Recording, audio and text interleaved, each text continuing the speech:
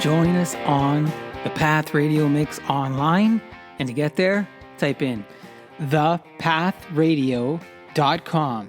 That's thepathradio.com. And enjoy free streaming music all day long. That's it. thepathradio.com.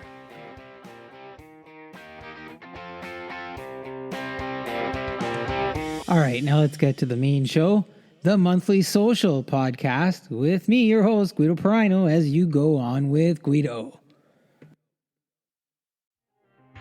Thank you for joining me on the Monthly Social, and welcome to September. I'm your host, Guido Perino, and on the show this month, I cover a concert experience from the Rogers Centre, formerly SkyDome in Toronto, that includes The Script, Sheryl Crow, and features Pink.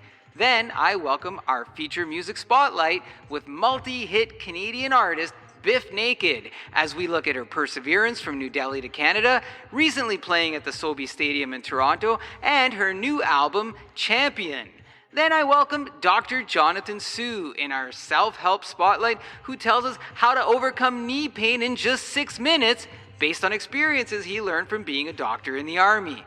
Plus, I have a special segment on silence and what that means to you when it comes to relationships, and then an exclusive coach's call on Austin Matthews taking the Toronto Maple Leafs captaincy from John Tavares. Plus, lots of music and other morsels of information.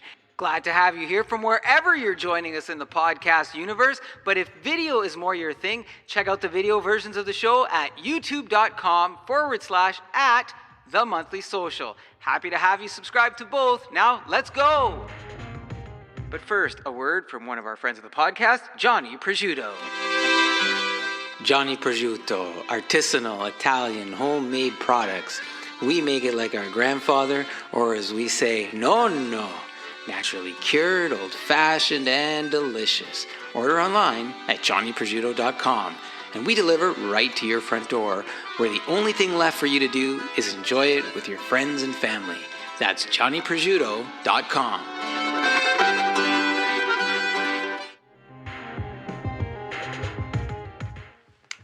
That is some good stuff from my friend Anthony over at Johnny Prosciutto. And you know, I've been on a little bit of an extra health kick lately, trying to shed a few pounds, and I've been doing that successfully. But some people will say to me, well, can you still eat Johnny Prosciutto and you know, lose the weight you've been losing? And I say, yeah, I still eat everything that I love to eat pretty much. Well, how's that possible?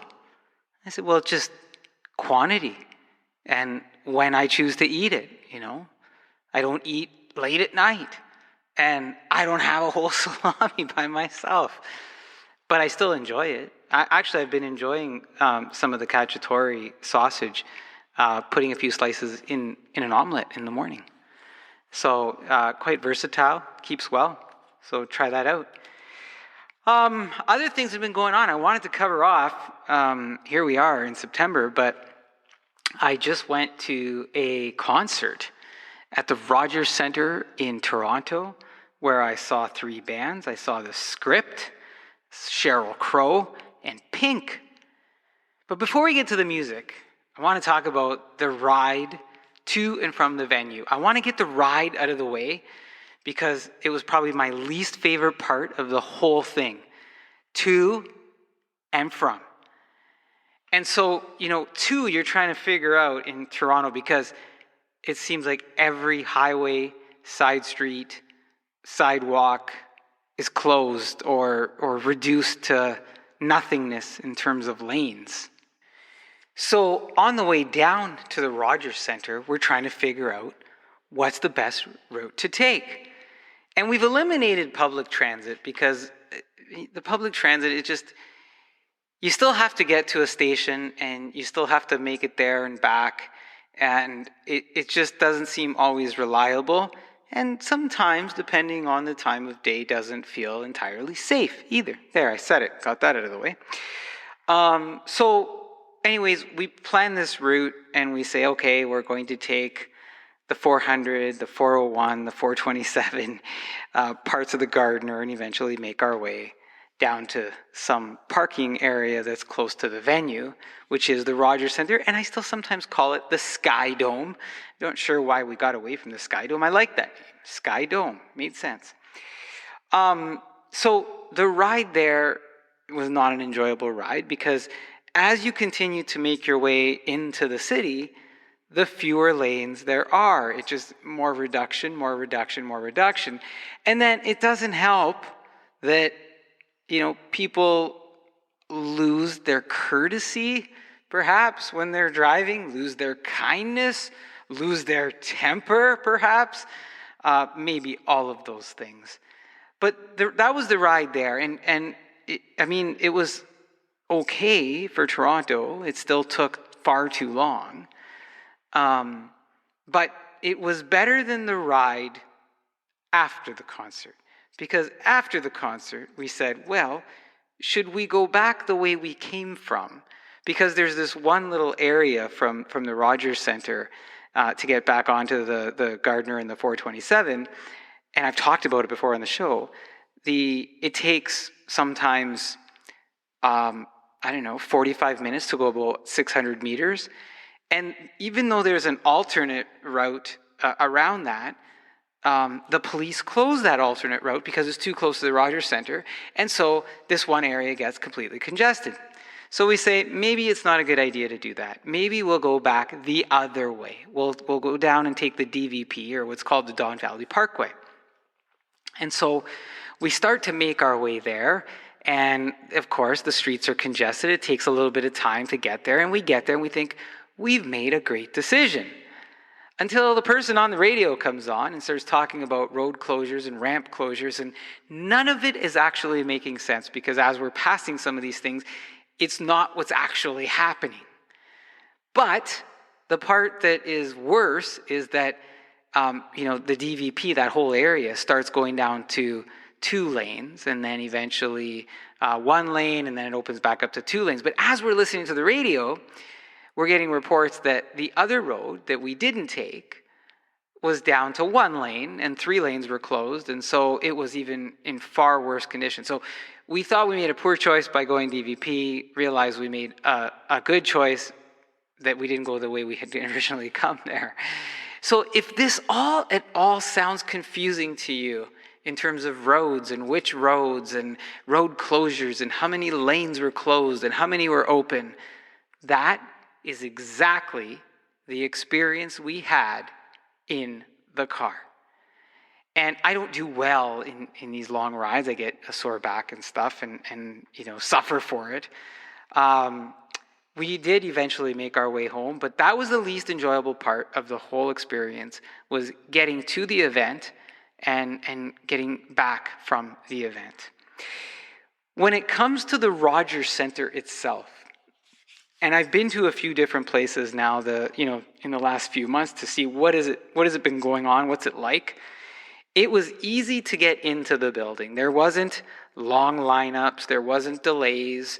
There wasn't the mess that I remember at the Air Canada Centre when we went to see Olivia Rodrigo. I talked about the Sobeys Stadium. It was pretty easy to get into. In terms of claim checks. I've talked about the Budweiser stage and some of the challenges there, but the Rogers Center was easy to get into. One of the things I didn't like, and there was people, buying street meat and other things, some of the vendors had signs that said, hey, you could buy whatever you want here, and you could take it inside. And I thought, I wonder if that's true. So we asked one of the attendants, and they said, oh no, that's just on baseball games. Concerts, you can't purchase things outside, your food and drink, and bring it in. That's only on baseball games. I don't know what the difference is between the baseball game and the concert. If you're buying a sausage and a drink on a baseball day versus a concert day, what makes a difference going through the Rogers Center doors? I don't have that answer. But that day, that was the answer. We didn't end up eating street meat. Actually, there was a Pizza Nova not far from the Rogers Center, and we had stopped there. It was really nice, actually. We went in, we sat down. It wasn't overly crowded. In fact, not busy at all. Got to have our Panzerotti, enjoyed, it was nice and cool inside. And then eventually we made our way down to the Rogers Center, where we observed the food stands. Inside the Rogers Centre, very easy to navigate. I know they've done some renovations. We had a lot of space. I didn't feel like I was crowded. I didn't feel like elbow to elbow or shoulder to shoulder with anybody. That experience was great. A lot of little stand-up vendors along, the pathways as you're kind of walking around the floors. I mean, they had the traditional, hey, walk up to the counter, get your food and drink. But they had these little stations where there were stacked up crates of popcorn and drinks and coolers with beverages, etc. And you could just stop there. And they even had a little scanning machine that you could scan right there, tap and go. And so that seemed to alleviate some of the normal congestion. Where there was congestion was at the merch tables.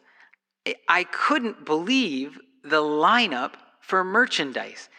And look, good on Pink, okay, for being able to get people to purchase a long-sleeved type of shirt for $145 or a T-shirt for $95. And I'm telling you, people were buying this stuff, and it didn't look much different than stuff you'd get at a department store, let's say, except it had some kind of Pink logo, right? Something to do with Pink or the artist or one of the other artists. And so those were busy all night long. It didn't matter, who was playing. Even when Pink was on, I could see from our seats, just taking a look back, and the merch tables were always busy, and people were just buying.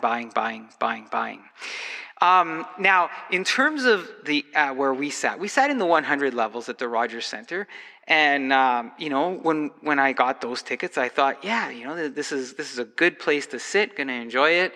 100 level, going to have a great view.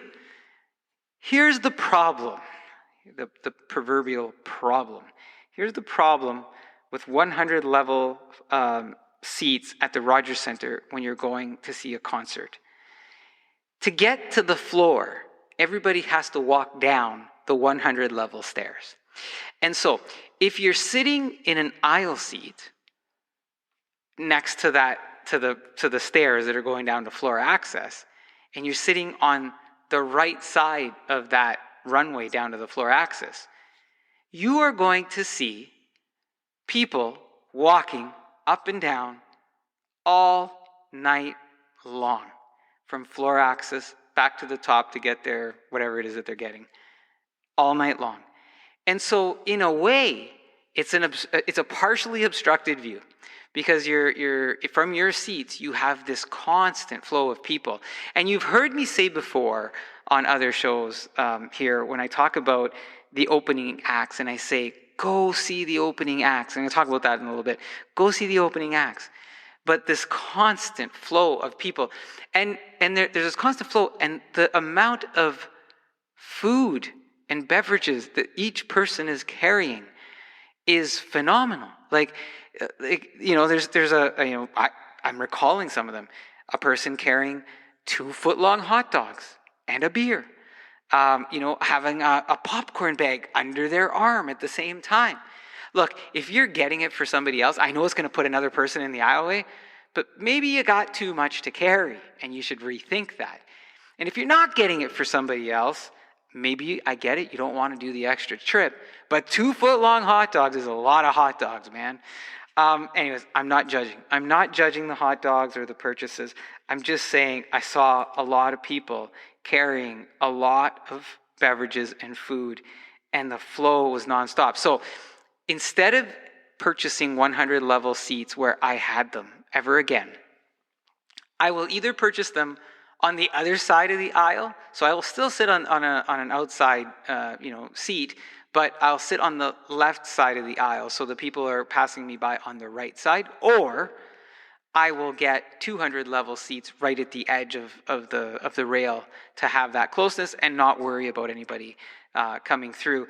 There was, the security guards didn't really manage the flow of people either. That was the only other thing.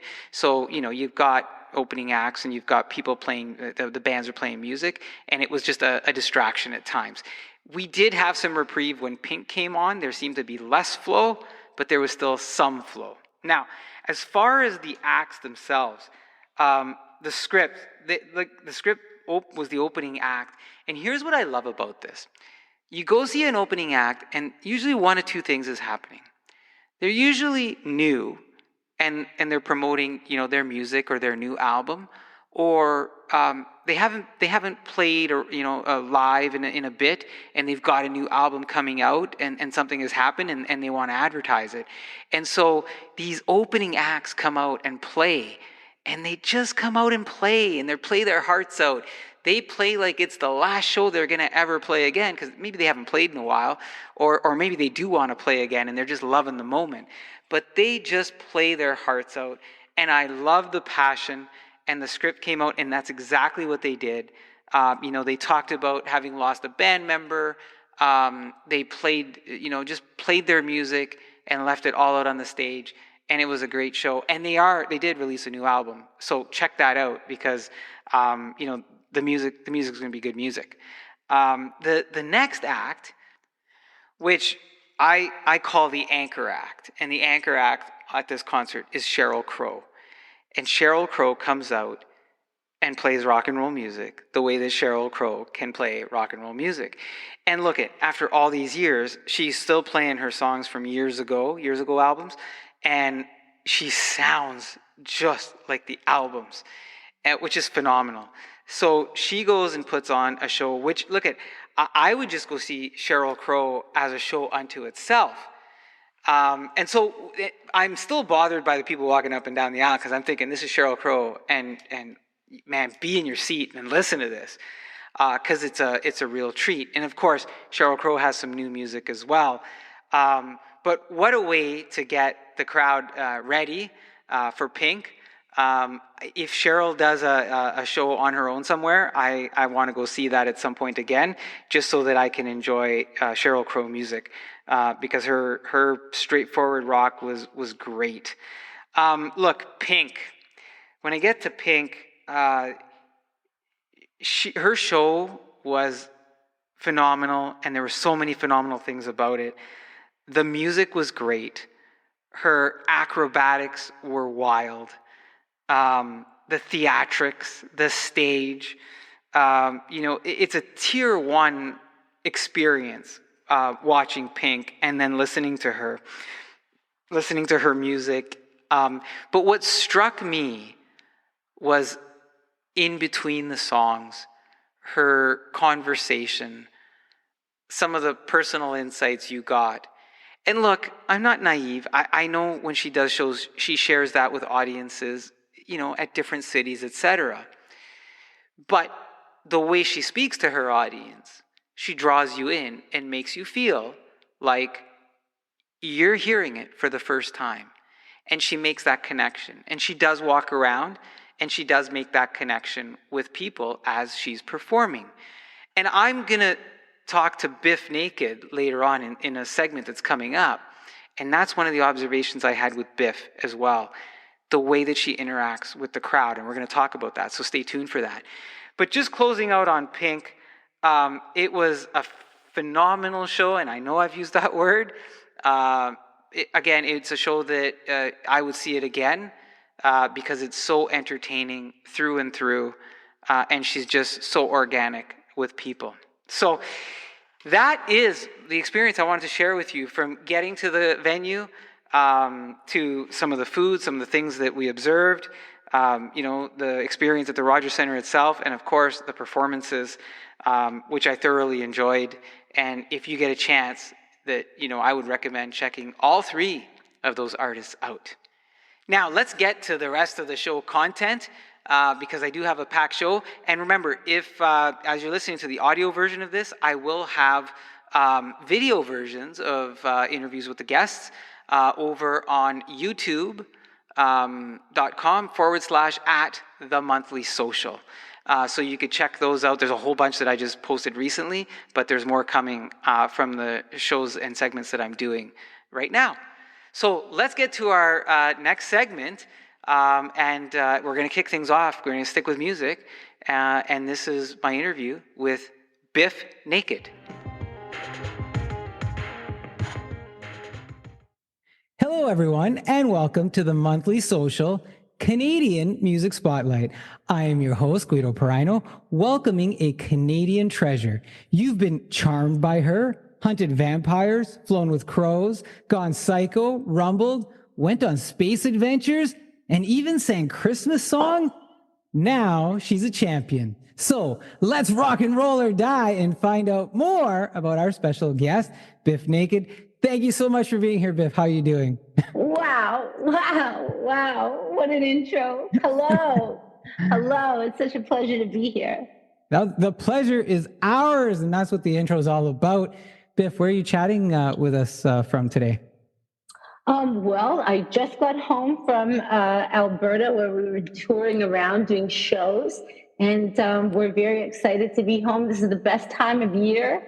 I'm here in Toronto, and I am very excited to say that we're going to be performing in this area at Casino Rama on the 7th of September. For anyone who wants to come and see us, with Sister Hazel and Everclear. Wow, that's got to be a good show. Yeah, it is. And you were in Alberta. You've been on the road quite a bit this summer. Yeah, summertime seems to be, like, for a lot of the bands, I think, in Canada. We're very, very lucky. We do festivals all summer long, and a lot of the same bands we tend to run into and play lots of festivals with, like the Headstones and the Tea Party and all manner of bands. So it's cool. It's like being at summer camp every year. Now, being out in Alberta and playing, did you get a chance to kind of go around a bit and check things out where you were? In a way. I mean, we've been there. I've been touring since 1990. So I've been there many times before. Yeah. It's very rustic. It's beautiful. It's dusty. Yeah. It's magical. Every province in Canada has its beauty. I was going to say, has it changed in the times that you've been there?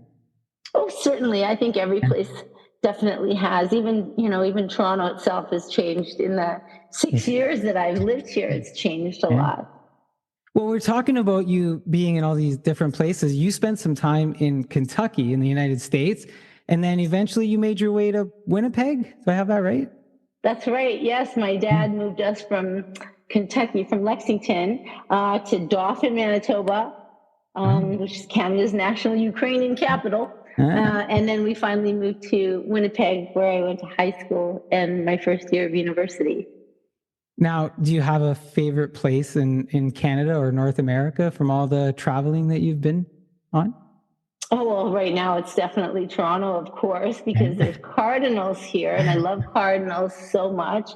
And the lake is so big and beautiful. I love living on Lake Ontario very much. And I don't know. I lived in Vancouver for 30 years. A lot of people never thought I would leave Vancouver. But it was nice for me to be here for a little while. Of course, I moved here, and then Doug Ford got elected. So a lot of my friends in Vancouver started making fun of me. They thought that was very funny, because they kind of thought it was, I deserved it. But then the pandemic hit, and so that was weird, because then there was like stay-at-home orders. And of course, it's very different. I had to become a different type of driver living here. So that was a skill set that I had to learn, because it's very different driving style, not better or worse, just very different, because it's a bigger population and people are more accustomed to being a little more assertive on the highways. So all of those things made for a different learning curve. It's been very exciting. You are so nice. It's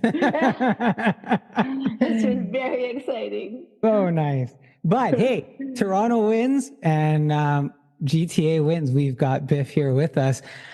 Look, as far as your music goes, when does your music journey start? Or when do you think, hey, I think I've got something that I'm going to do with music? When is that for you, Biff? I'm still waiting. To be honest with you, my poor dearly departed dad, he was a dentist and he was a professor. And so when I was accepted at the University of Winnipeg, he was elated. My parents both were. And he thought, oh, finally, my middle daughter is going to find some, structure in her life. And little did he know, me, entering a theater program was like, kind of cheating. I wasn't really good at going to academics.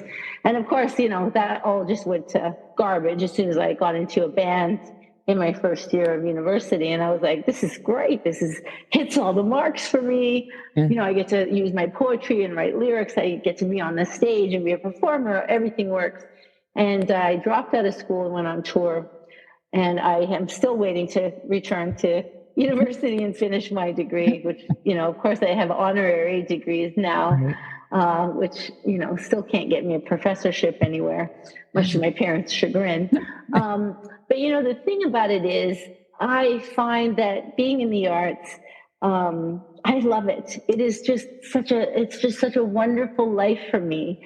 And I love it. I love every aspect of being on the stage and being a singer, especially when I went into being into a punk rock singer or like an alternative rock singer. I didn't really have to sing very well. I really just had to have something to say. And of course, being such a, blabbermouth, I always had something to say.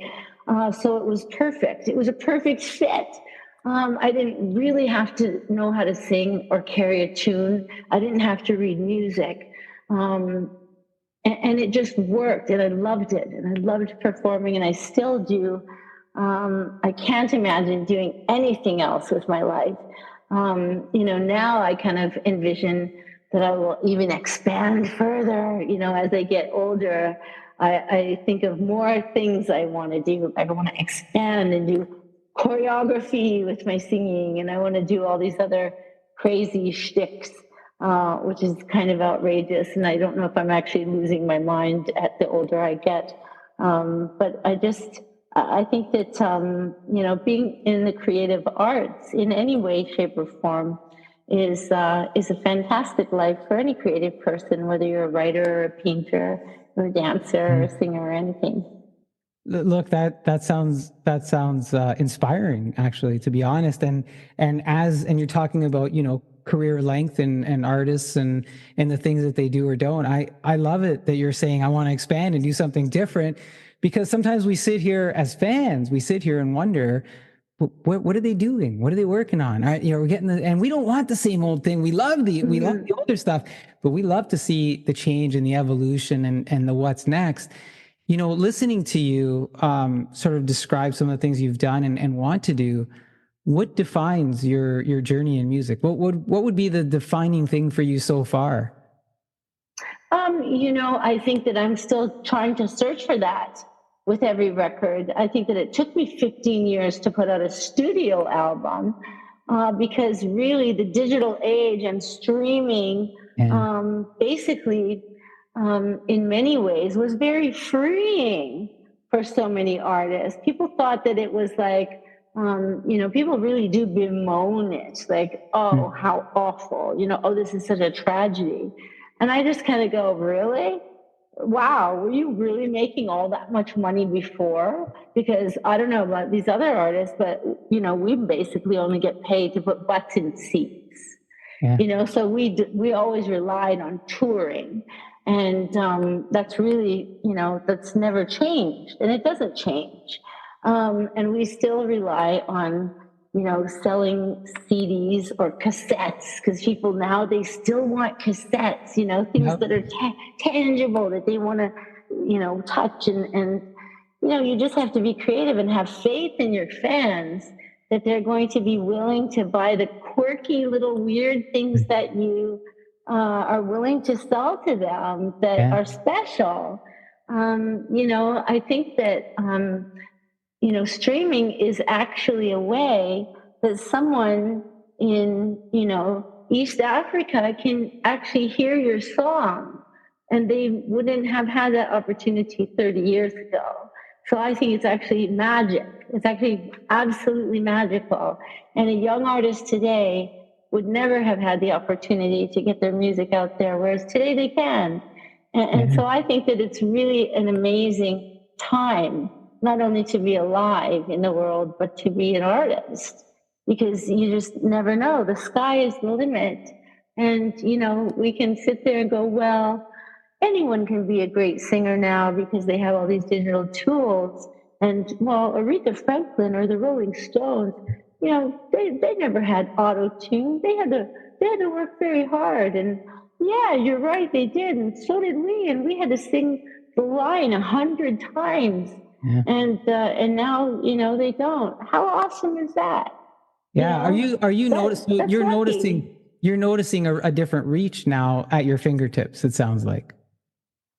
Well, I think it's positive. I think we can sit there and be upset about it, or we can try and look at it as something that's very wonderful. Because you might as well, you really might as well try and find the good in it, because it's not going to change anything. So you might as well do something great with it.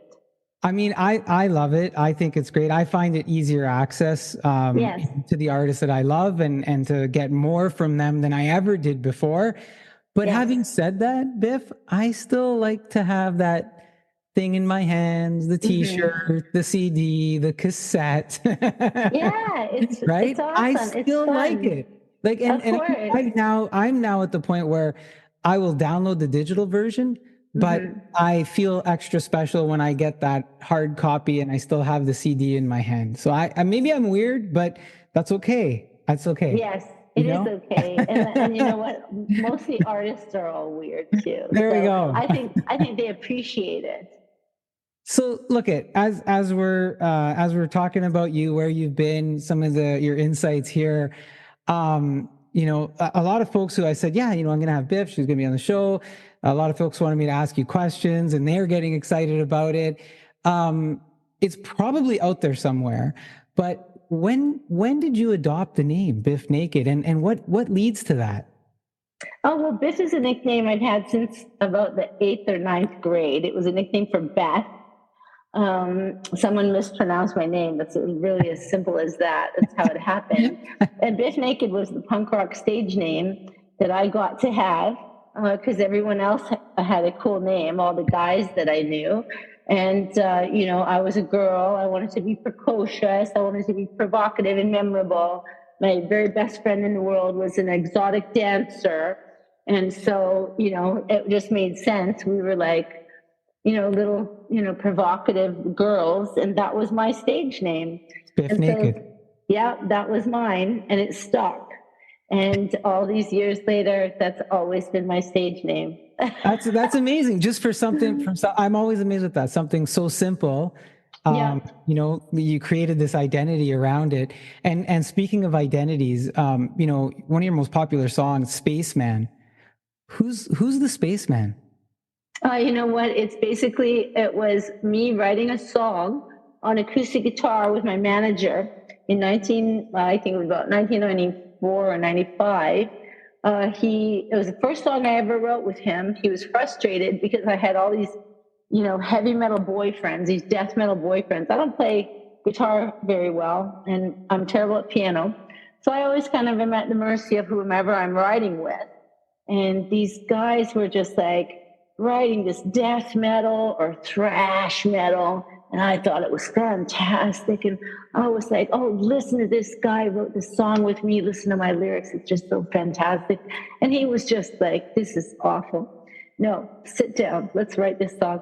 And I was just, I couldn't believe he didn't like my song. So I was like, oh, how you don't understand me as an artist. How this is awful. I can't believe you don't like my songs. And he's like, let's write something. And I wrote something. At the time I was always studying theology. And at the time I was probably oscillating between Taoism and Buddhism or whatever, Hare Krishna. And I was writing songs about grasping and attachment and, the tiger's whiskers and all these, ideas. And he was just like at his wit's end with me. And he said, you sit here, and when you're ready to write something, you let me know.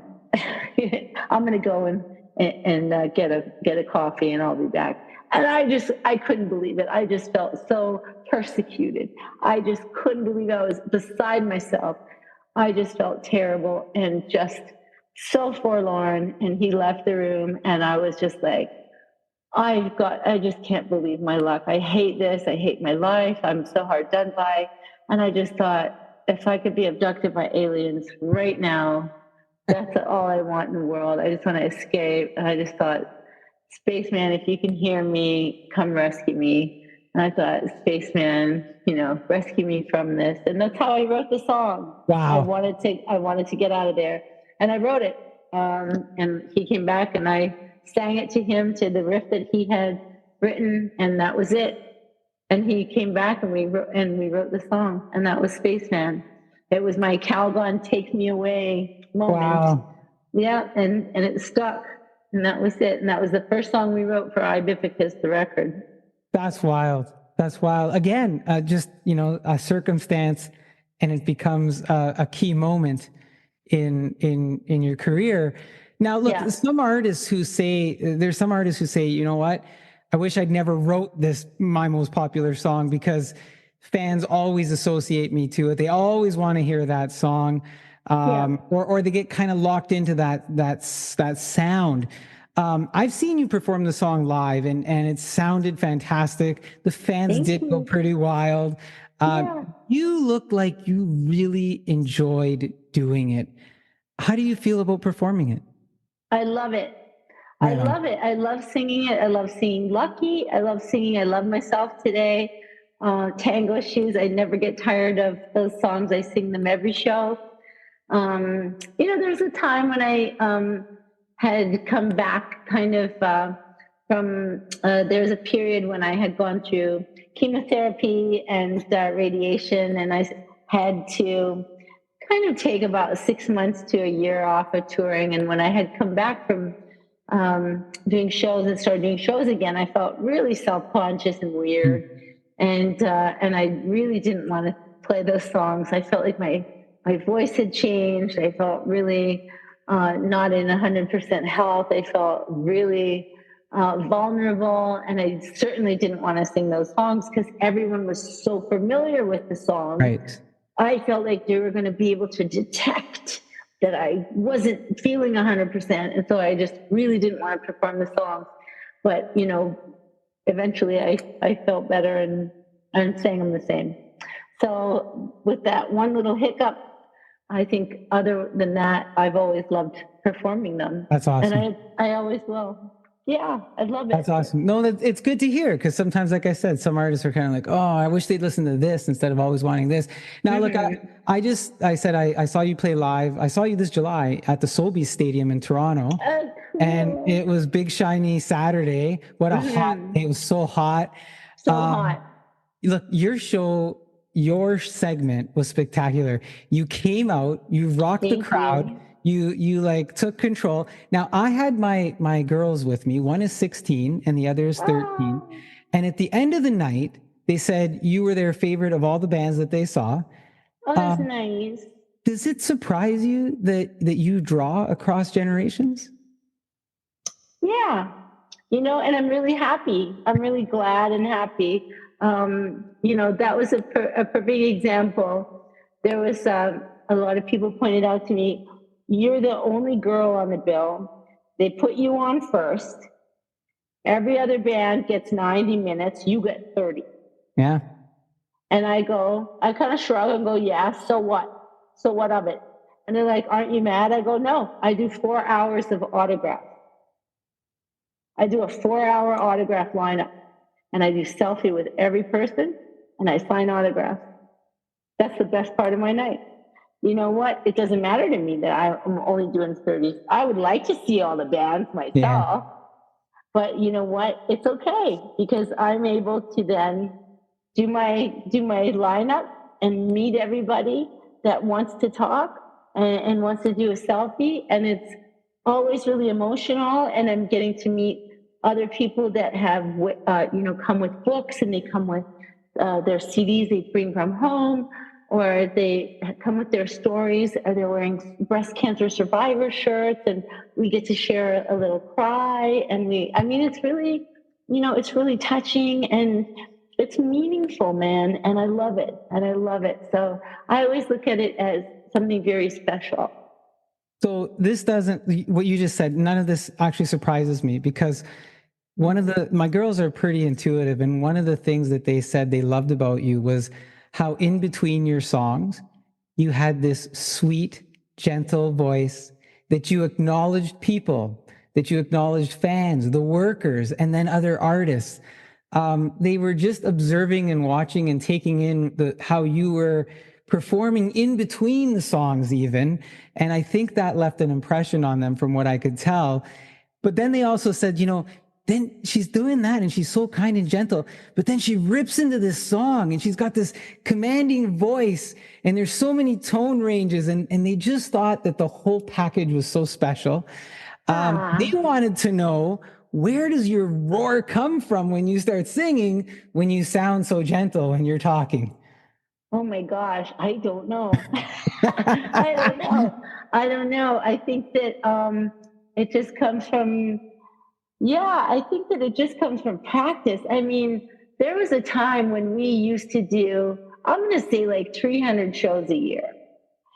And I felt like I felt like I had a voice all day long that always just sounded like this.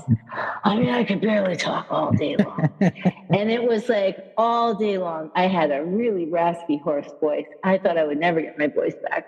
But for some reason, about 9 o'clock every night, my voice just the muscles just worked. It was muscle memory. And I could sing, ah, like it just worked every night. And I couldn't believe it. And, the rest of the time I sounded like Brenda Vaccaro or like, these raspy, these actresses from the 70s. But I don't know. I think that it's just muscle memory. I feel really lucky. I've never had an operatic voice, but I've been very fortunate to have, oh, here's Grace. Sorry, I've got this little munchkin here. Hi, Grace. Munchkin, hi. And Grace. That's awesome. Hi, Grace. You're yawning. Yeah, and Grace has had a very, very poopy bum all day. Oh, no, Grace. I've had to monitor her quite a bit today. That's all right. We've had pets on the show before too, so that's awesome. You have? Yeah. Oh yeah, absolutely. Yeah, absolutely. They're so fun. Yeah. We've had guest appearances from dogs, cats. They just show up and we just amazing. We go with it. Yeah, so fun. I was going to say to you, what was your favorite thing about the Sobe Stadium show in Toronto? I think it's almost, I heard, man, I love meeting people. Was there something else? Was there something else about that stadium? Did you like the stadium? I loved it. I absolutely loved it. And I think that it is amazing that they have decided to do different shows there, a variety of shows, music shows. It was very special. It was really special to perform there. Yeah, I loved it. There was another fan in the audience. Her nickname was Slayer. And she, when you were on, I said, I'm supposed to be interviewing her shortly. Gave her my card. Said, listen in if you're a fan of hers, right? And she's like, well, would you ask her a question? She wants to know, because your music was used on Buffy the Vampire Slayer, if you were a Buffy fan. Oh, absolutely. And that was such an amazing opportunity for us because we got to obviously meet the actors. And, we were big fans. It was hard not to be starstruck on the set. And Sarah Michelle was so cool. She was so polite and so gracious to us on the set. And Seth, of course, was just, it couldn't have gone better. It was just a dream come true to be able to perform 2 songs on their show. So it was just a dream come true. There we go. So Slayer, when you're listening to this, there's your question, and she is a fan. Now, look, speaking of shows, when I opened this show, I dropped a whole bunch of TV and other shows that your music has been used on. Is that something you were actively promoting, or did the shows kind of call you up and say, hey, Biff, we want to use your song? How did that kind of all play out on any of them? I think, I think we get asked all the time. I think that I think there's people that it's their job to find songs that go on their shows. And we've turned down a lot of stuff too in the past. So I think it has to be the right fit. That's good. A little bit of both then. Yeah, Yeah. definitely. It has to be the right fit. Now, look, earlier, and we've been having fun and talking music, and you've dropped this a couple of times as we're talking. We plan production dates, release dates, touring promos, et cetera. But obviously in life, we can't plan everything. You took on cancer, and congratulations for coming out on top on that. I have many family and friends who've had their own battles as well. You're looked as an inspiration, not just for music, but also for that, for folks who are facing their own adversity. What's the message to them? What would you tell them, Biff? Well, I say to everybody, all you can really do is just put one foot in front of the other. It's really hard for all of us in life not to future surf. And, we all worry, we all, think about what's going to happen, what's coming. We have anticipation. And I think that most of our anxiety really does come from anticipation. And all you can do is just worry about what's in front of you today. All we can ever do is just get through today. That's it. That's it. That's all your job is just to get through today. Worry about the morning in the morning. That's it. One foot in front of the other. That's it. Every day, just one foot in front of the other. They say one day at a time because that's all you can do. And I say it to patients and to patients' families, just one day at a time, literally. So we can take some inspiration in that one day at a time. Did your battle with cancer change your approach to music at all? I think in many ways it changed my approach to life because it forced me to be flexible. And I think that it forces a lot of people to be flexible. Most of us are very busy. We have busy families. We're busy with school. We're busy with work. We have to drive to the store. We have to walk the dog. We have to, everybody is, busy to the max. Every hour, from the minute your alarm goes off in the morning to the bus stop, everything is timed out perfectly because life is very busy for people. And cancer and any health crisis you're going through, man, you cannot predict what's going to happen. And you literally have to be flexible. You have to go, well, yeah, I couldn't help it. You can't predict what's going to happen. So it forced me to be flexible and to go, yeah, I did my best. And you can just have to roll with the punches. And that's something that you can't be prepared for. But once you learn to just kind of be flexible with whatever happens and kind of roll with it, you can apply that to every area in your life. And hopefully that's something that sticks with you, from that point forward. And it's good. It's good learning. It really is. I want to thank you for letting us ask that question and for sharing that with it. It is something very personal. So thank you for letting us in a little bit. We're hoping that does help somebody out there as they start to listen to you talk about that. Talking about personal, when we listen to you and your music, how close are we getting to you personally when it comes to your music? Well, I always used to laugh because, a lot of my stuff is, almost all of it is autobiographical. I guess I only write it from my perspective. And, in many ways I kind of go, I guess I don't have much of an imagination because it's really, about my life. But I think all of us can relate to it, whether it's songs about heartbreak or longing or betrayal or anything. I think we've all been through it all.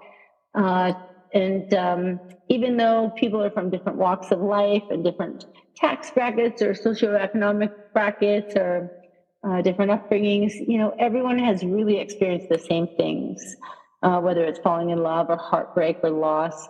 And, that there's that mutuality that everyone shares. And that's our shared humanity. And that's why music connects people, really. And that's why art connects people. And, I think now more than ever, that's always important to remember. And I think that's what's going to get people through, these crazy times in life, because it's not getting easier to live in the world. It's getting harder. And I think more than ever, we really need to try and maintain a connection to one another and to just, our communities and our neighborhoods. Thank you. And again, thank you for helping us do that with your music and with your story. Some of your story is on your website, herroyalmajesty.com. And we just saw Grace. We just saw Grace, your dog there. But you dedicate a large space for pet awareness. Tell us how that started and what that's about. I think that I've always been an animal lover. I think I always will be. I don't know. I think that of all the charities that I can be a part of and lend a voice to, I think that senior pets get overlooked a lot, whether it's cats and dogs or horses or pigs or whatever it is. But especially the pandemic kind of exacerbated the problem that already existed. A lot of the pets that wind up in shelters are neglected or unhoused animals, strays, and they're usually older animals that people have discarded. And so I always say, look to the shelter system first before you get a puppy, and try and see if there's a senior dog that might be a better fit for you and your family before you get a puppy. You never know. How kind. And you're right. The pandemic, after everybody started leaving their homes, you had a flood. You had a flood of animals that went into shelters because I don't know, maybe they didn't foresee that happening and they just didn't have time for the pet anymore. And that's very unfortunate. So thank you for the work you're doing there. And so look at, again, on your website, herroyalmajesty.com. I love that. Great. Her Royal Majesty's Records. Her Royal Majesty's Majesty. Records. Yeah. Yeah. So fans can also pick up your book, I Bifficus. Metaphorically, it's you naked as you talk about your life. As you're doing that, as you're putting that together, was it hard to get through some of those stories? I thought it would be easier than it was because I had already written a lot of that stuff into songs. But it certainly is much easier to write it metaphorically or poetically, and then to have to kind of factually retell these stories was more difficult than I anticipated. But, I worked with a great editor. First and foremost was my manager of 32 years, Peter, and then, of course, Jim Gifford, who was at HarperCollins at the time. And I had started, I think we were starting editing in 2013. It came out in 2016. Yeah. Hard to imagine. And now it just seems like I'm going to have to do a revision because so much has happened in 10 years. And I can't believe it was, that the story left off 10 years ago. Yeah. And a lot has happened since then. So it's just, I'm happy that I got to read it to my dad. At the time, he was in palliative care. And so to be able to go through the manuscript with him was something that was just absolutely magnificent and so special. I'm so grateful to have had that chance. And my dad was hilarious with my manuscript. He kept falling asleep and telling me it was boring and all this stuff and laughing hysterically at these stories. But it was great to be able to interview my parents for some of these key moments in the story that I didn't know, especially surrounding my adoption, which was great. And now living here in Ontario, I'm very proximal. I'm very close to my birth mom, which has just been, a real blessing in my life. And to be close with her and my sister and brother here, is hilarious. And to be able to tell my sisters in Winnipeg about it is quite hilarious too. My wish is that they can all meet, because I personally think it's quite funny, but I don't know if it'll happen, but I would love that. With your dad, just some proud moments. I can only imagine proud moments as you guys are having sort of that exchange.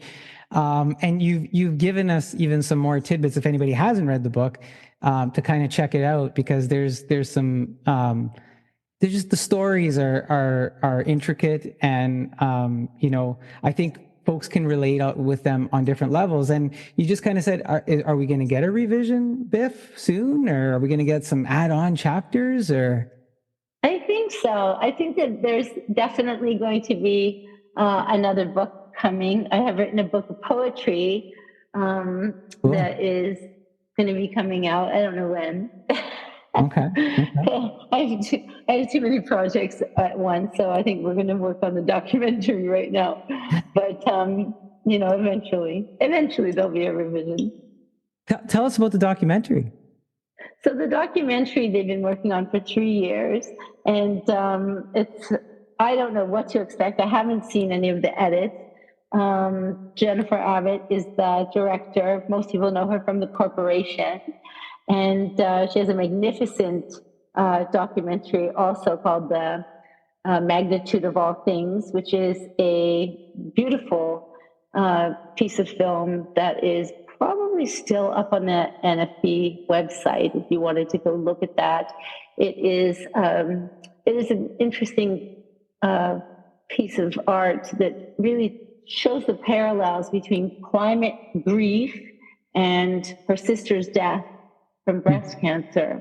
It's fascinating, and to have my story kind of shown through her very feminist lens was for me terrifying in many ways. I didn't know what to expect. I didn't know Jen before we started working.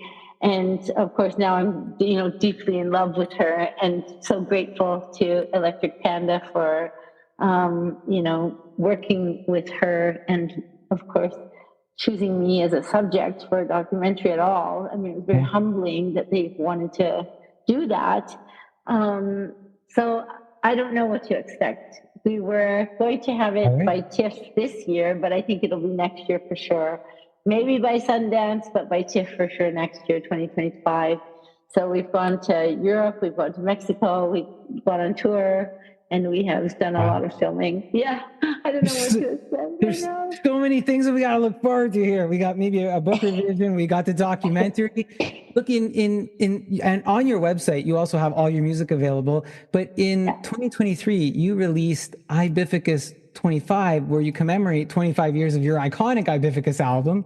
And there's 3 bonus songs on that didn't go to streaming. As you pull that together and you're doing these reflections, what do you freeze in a moment as you're putting that together and think back on any particular memory? Oh my gosh, the making of Ibifficus was just such an incredible time in my life to begin with. Working with Glenn Rosenstein, who was our producer, was just such a gift, such an opportunity. It's hard to describe in a short amount of time. I was a young artist. I was so impressionable at that time, and we were working with Sony 550 initially, and I thought that nothing could go amiss, and I was so proud. It was Celine Dion's label, oh my God, here I am. It was Celine Dion, and I was like, I can't believe it. Like, this is it. I've arrived. And of course, they shelved the record right after they made it. And I was like, oh, it's over. I'm going to go back to university after all. And, it was trying to then put it out in Germany with Epic. And then, we put it out with Aquarius in Canada, EMI. And then it was Jason Flom came. And we put it out with Lava Atlantic in the States. And it was just like, it was such a journey for that record. It was the little engine that could. And it was amazing because it was transformational in so many different ways. And songs like Choti that couldn't get played on the radio in many states for a variety of reasons. And then, some of these really innovative college radio stations in America and Canada that would champion some of these songs. And then Moment of Weakness was the chosen song for MTV, but it wasn't the chosen song for Canada. And it was just like so many different little dramas that go with with a release. It was fascinating. And it really sucks you into the music business and it makes you fall in love with it because it's such it's such a challenge. It's like, it really gets in your blood. It gets in your blood like almost like crime. Like you could never shake it. You could never have a straight job. Right. You're always going to be immersed in that, I guess, career. And it's just these little victories that, it's a team effort and everyone celebrates these tiny little wins. And it really is the entire team. My job is simply to sing, and my job is simply to, do my best. Yeah. Like being a hockey player, you shoot, you score every night. You just get out there on the ice and give it all you can.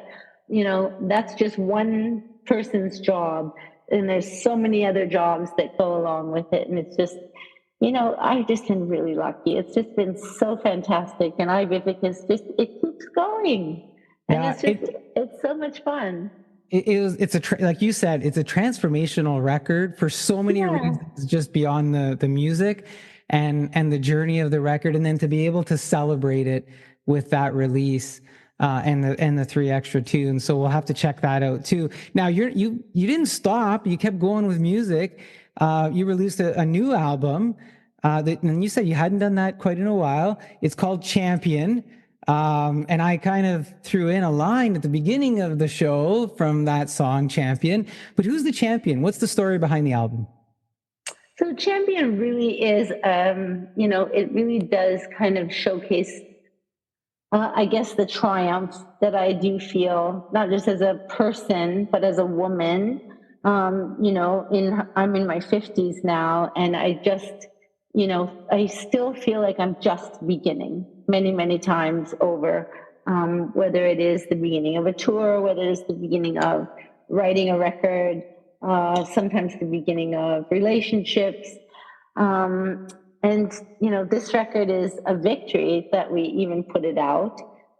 It was thwarted many times. The pandemic thwarted the release, different things sidelined it. And I just think it is a victory. And it is a record that has a lot of hope with it, because a lot of these songs are like the first single, of course, Jim is a song about betrayal. For example, it's just like everyone has a Jim in their life. It can be any name. You can use any name as Jim. And, it is a song about overcoming and emancipation. And that is a running theme in a way throughout the record. There's a lot of songs about being wronged. There's a song called Snow Blinded, which is not a hot towel shave can save you from a cold bitch, which, doesn't really mean bitch, but, nothing can save you from a cold-hearted person.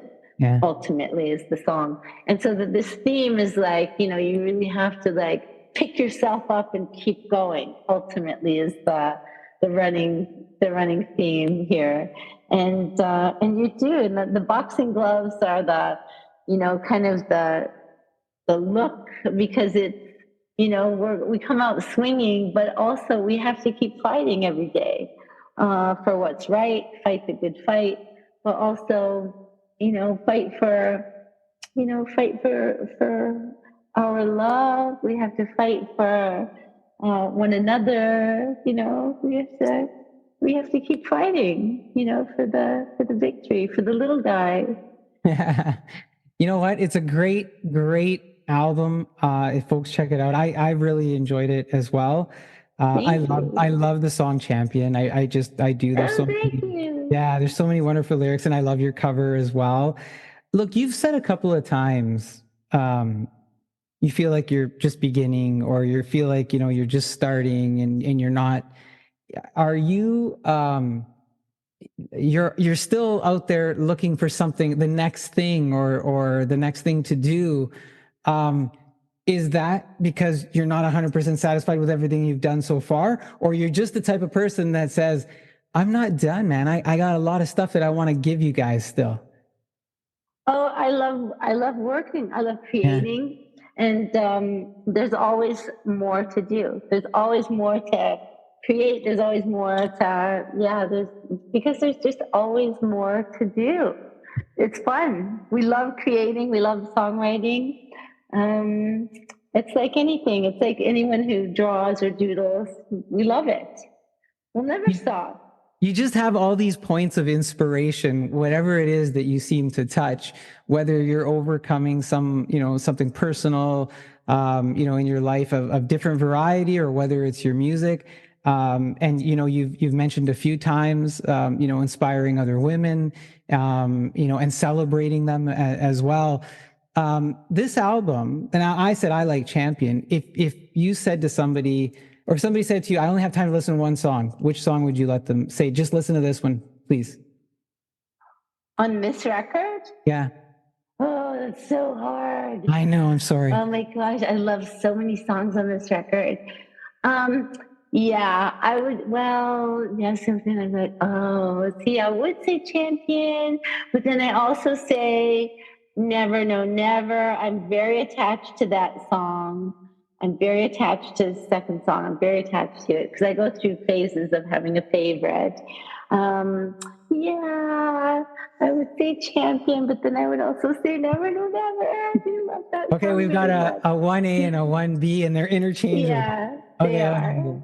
Yeah, they Look, are. man. And they're also both remixes. Oh, there we go. Yeah, and I love the remixes too. I love the dance remixes.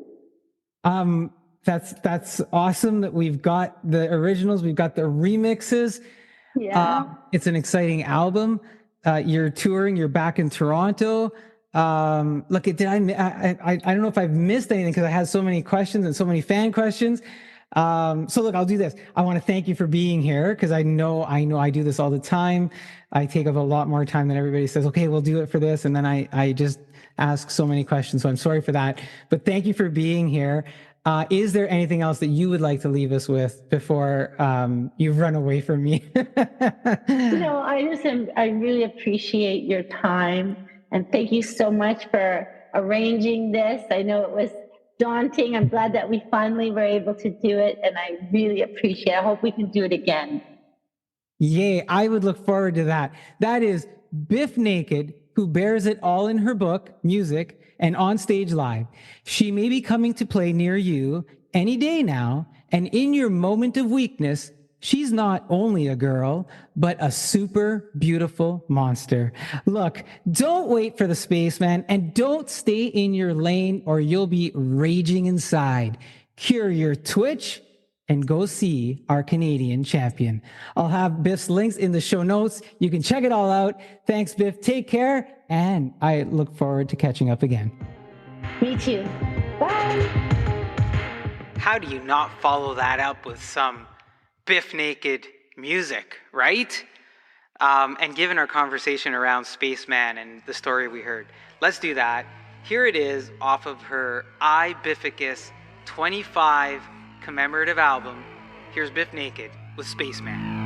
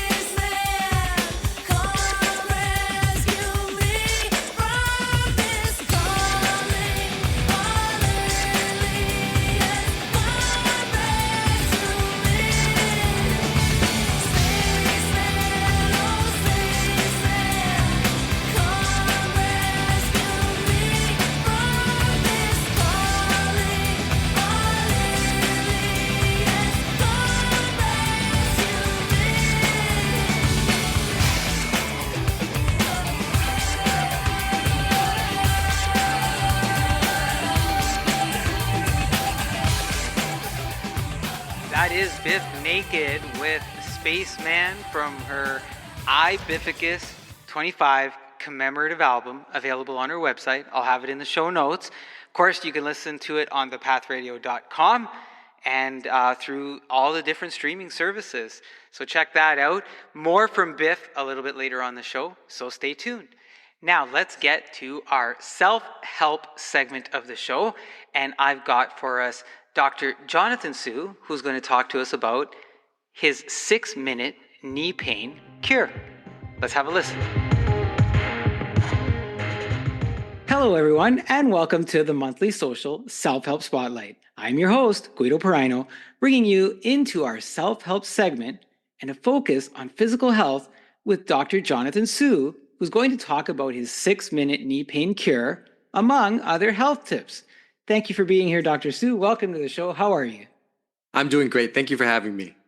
Wonderful. Good to hear that you're doing great. Sometimes you ask people, or how are you doing? And I'm not sure, and they don't really know what to answer. So great is a great place to start. Look, I understand that you're from the Bay Area, San Francisco Bay, for those who might not reference it, I guess, as the Bay.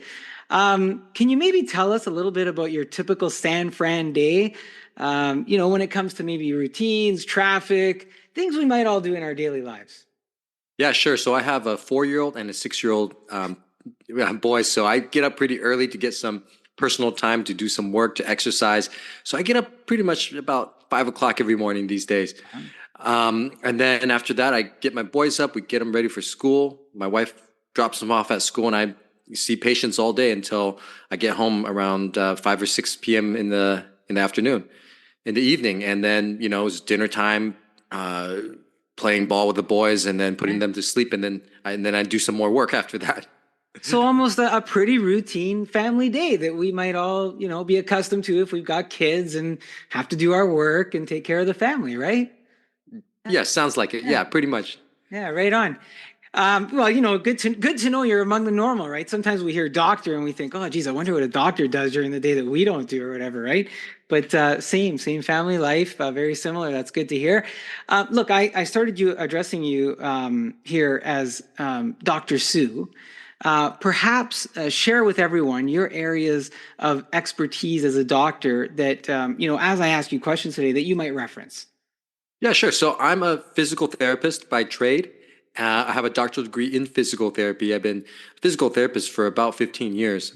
I'm also a yoga therapist, certified yoga therapist, strength and conditioning specialist. And what I do is I help people move and feel better. Sounds like I could use some of that move and feel better, because I sit at a desk all day and it probably wreaks havoc on everything in the system, right, Dr. Su? It sure does. It's interesting because, when we sit for a long time, what happens is our metabolism shuts down after about 20 or 30 minutes, and we start getting high blood sugar levels, high blood cholesterol levels. And so yes, prolonged sitting is a big problem these days. Yeah, and then if we add in the traffic on top of that, it gets even worse, right? If we're traveling to an office. Look, I'm going to ask you a question about the U.S. Army, because you're a U.S. Army officer. How much of your work in that role, where you oversaw injury prevention, rehabilitation, performance optimization, how much does that all play into your work on the health books that you've been able to pen to date? Yeah, sure. That's a huge part of everything. I got started after graduating from physical therapy school. I actually was trained by the U.S. Army. A lot of people don't know that the physical therapy actually started in the U.S. military. After World War I, we had a lot of injured soldiers, and we didn't know what to do with them. So we started the first program in the United States back in the early 1900s. And so I had the honor of attending that school. And as soon as I graduated, I was embedded with an infantry brigade out in Hawaii, of all places. And I was responsible for 4,500 soldiers. So yes, I was responsible for injury prevention, rehabilitation, performance optimization. And I saw literally like over 100 patients a week. I was by myself. I had no resources, no staff. And so I had to figure out really quickly how to get people better.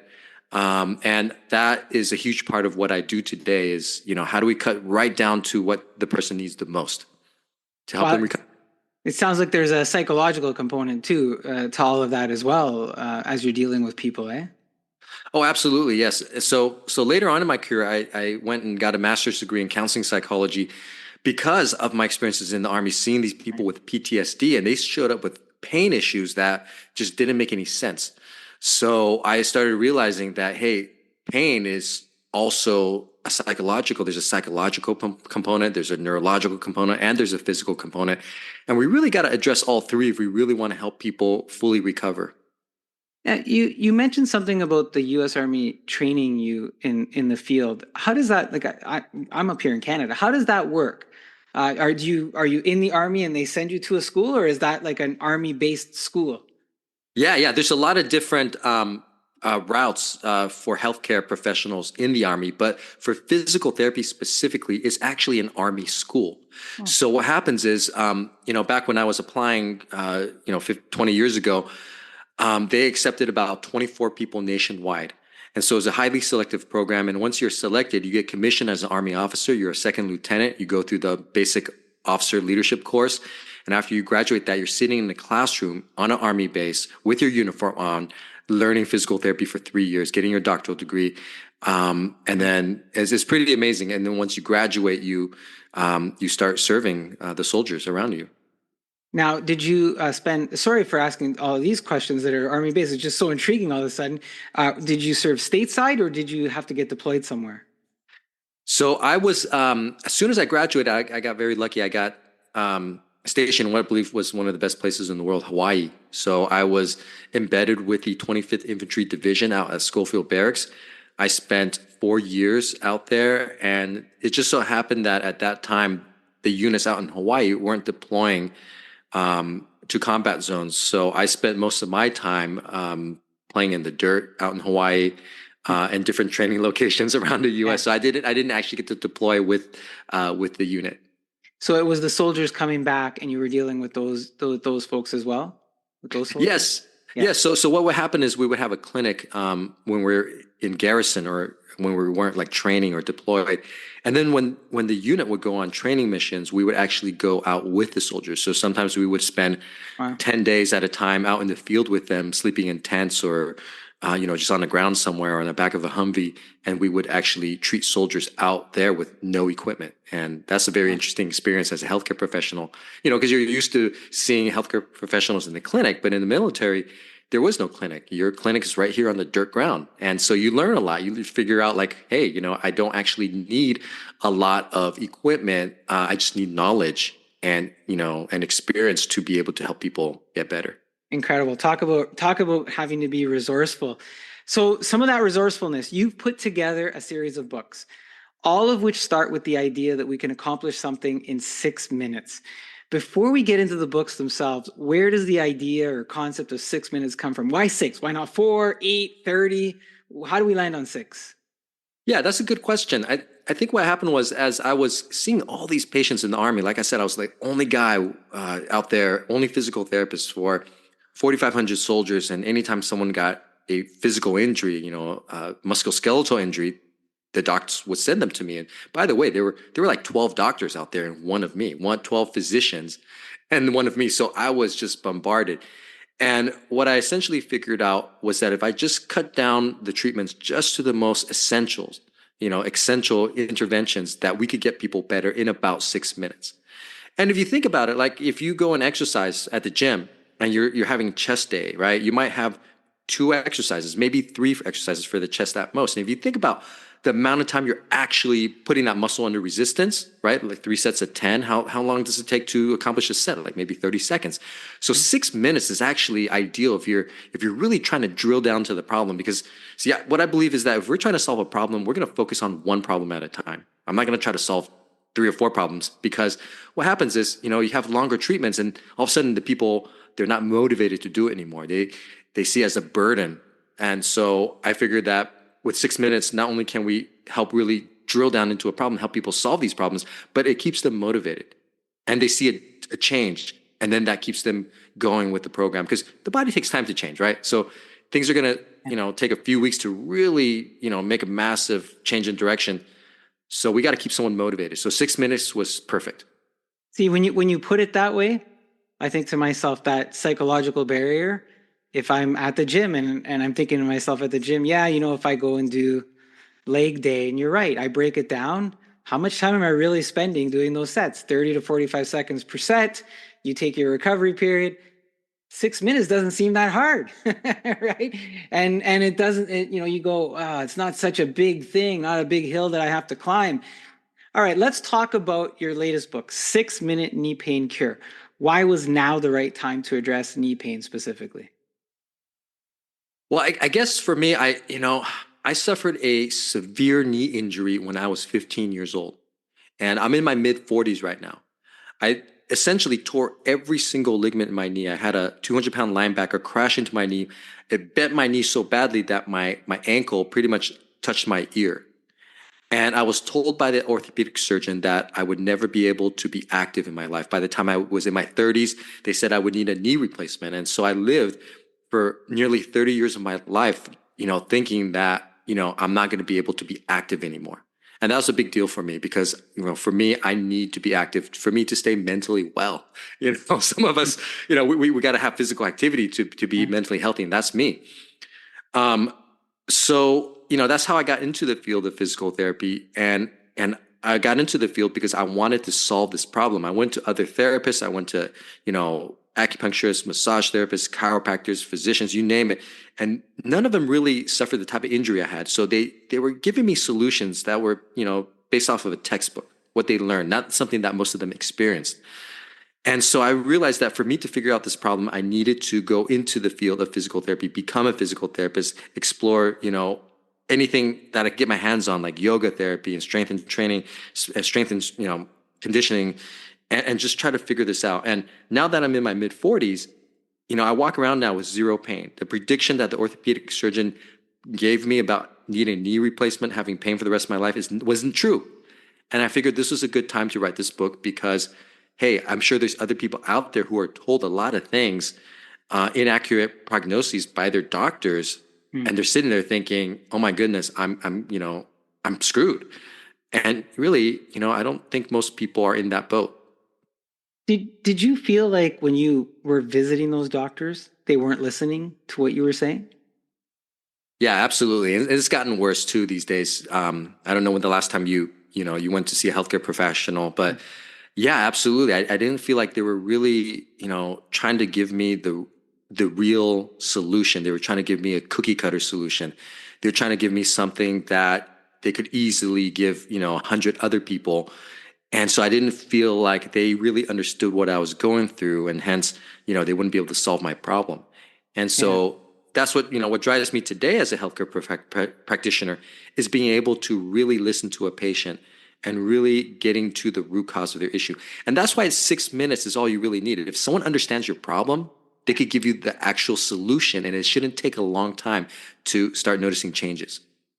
You are the epitome of the ultimate self-help because you're working with doctors, they're not listening, and you go, you know what? I'm going to help myself, and I'm going to go and learn about this. I'm going to apply some of the knowledge that I have, and I'm going to come out with a solution. And you end up coming out with the solution that you're sharing with us today.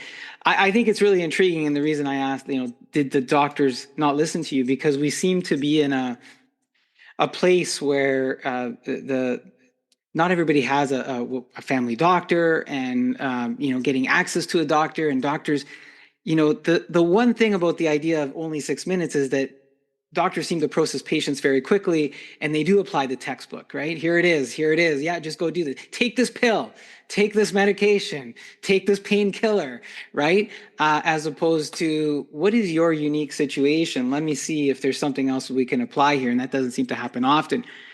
Earlier, I said to you, and you gave to us your daily routine, and I talked about traffic and sitting, and you kind of alluded to a little bit, but, and I'm thinking San Francisco, I'm here just north of Toronto in Canada, heavy traffic.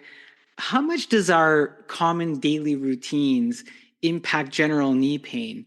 We talked about sitting here in the office, sitting in traffic, that running to get the train or the bus, or how much happens in our daily lives that we don't even think about that is impacting our knees that maybe we should do some things differently? That's a great question. I think more than most people realize. And, knee pain is actually the number two most common pain that we have. And it's very interesting because you would not expect that your normal day-to-day activities can cause knee pain, but it can over time.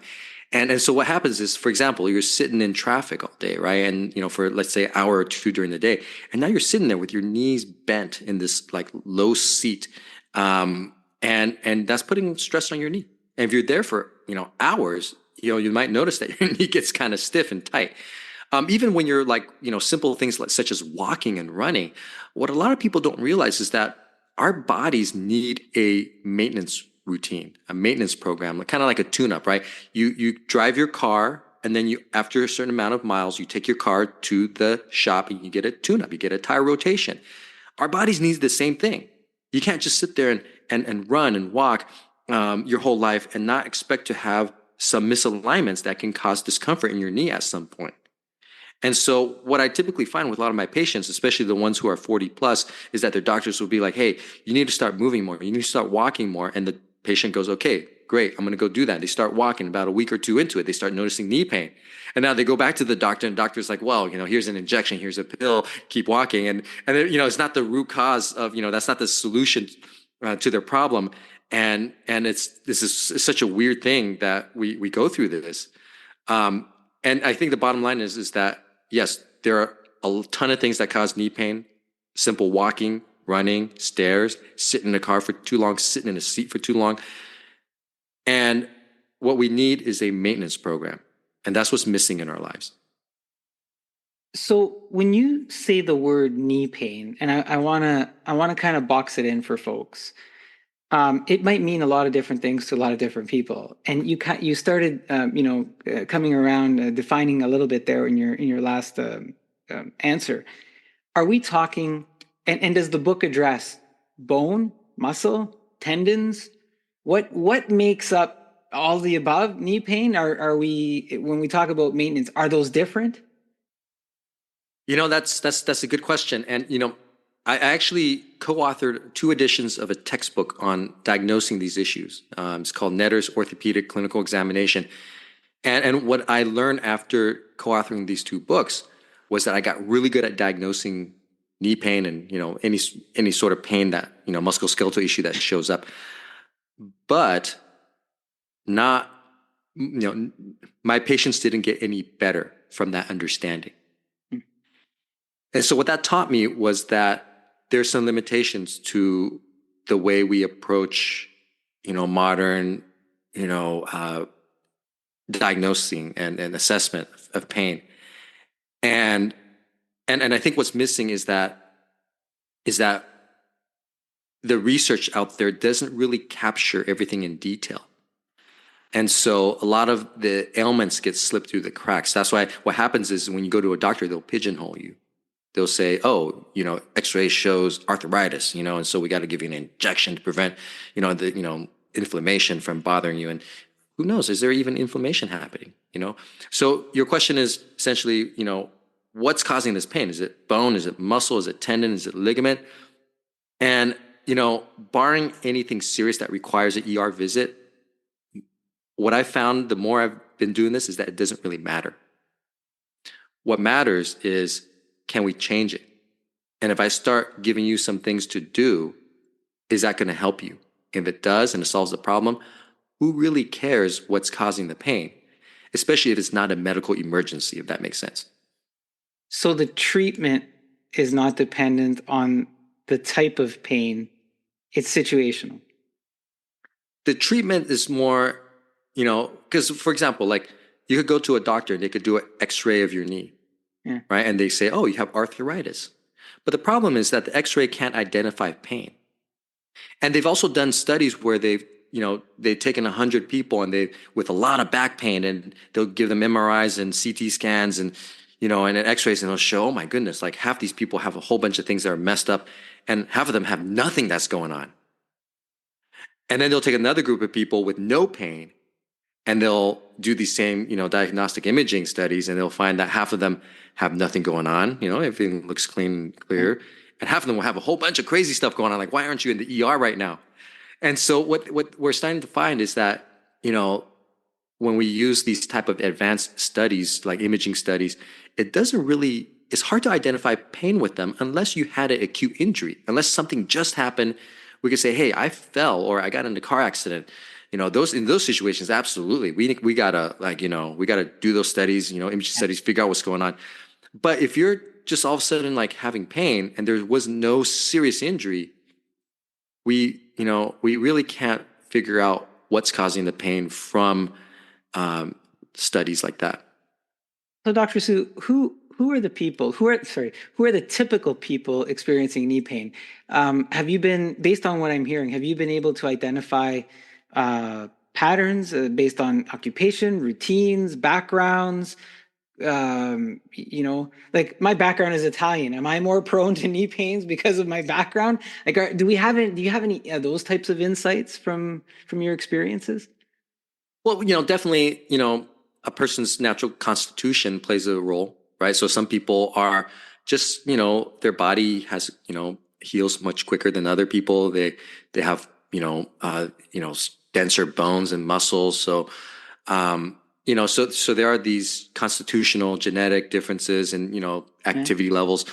But what I noticed is that with knee pain, anyone can have knee pain.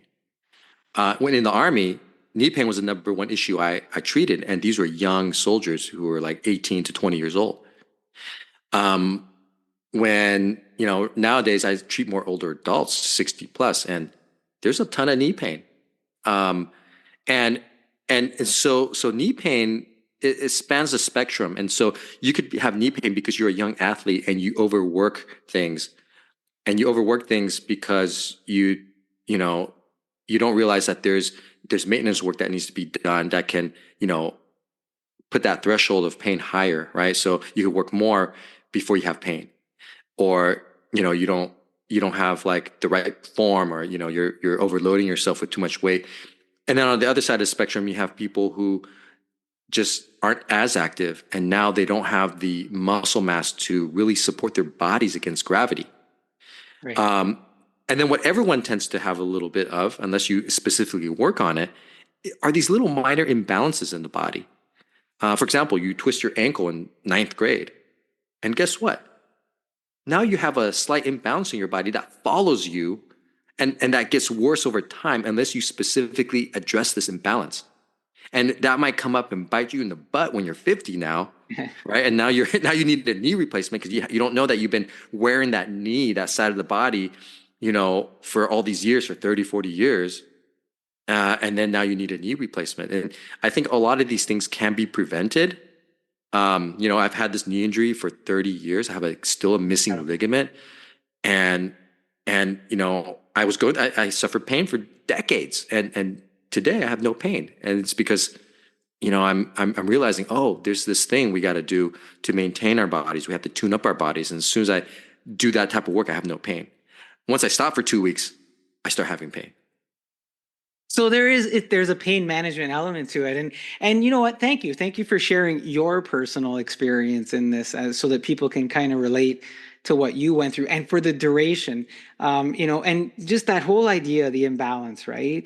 You mentioned, hey, it could be my ankle, and it manifests itself in the knee. So maybe the knee pain is happening, but understanding where the knee pain is maybe coming from, or some other thing.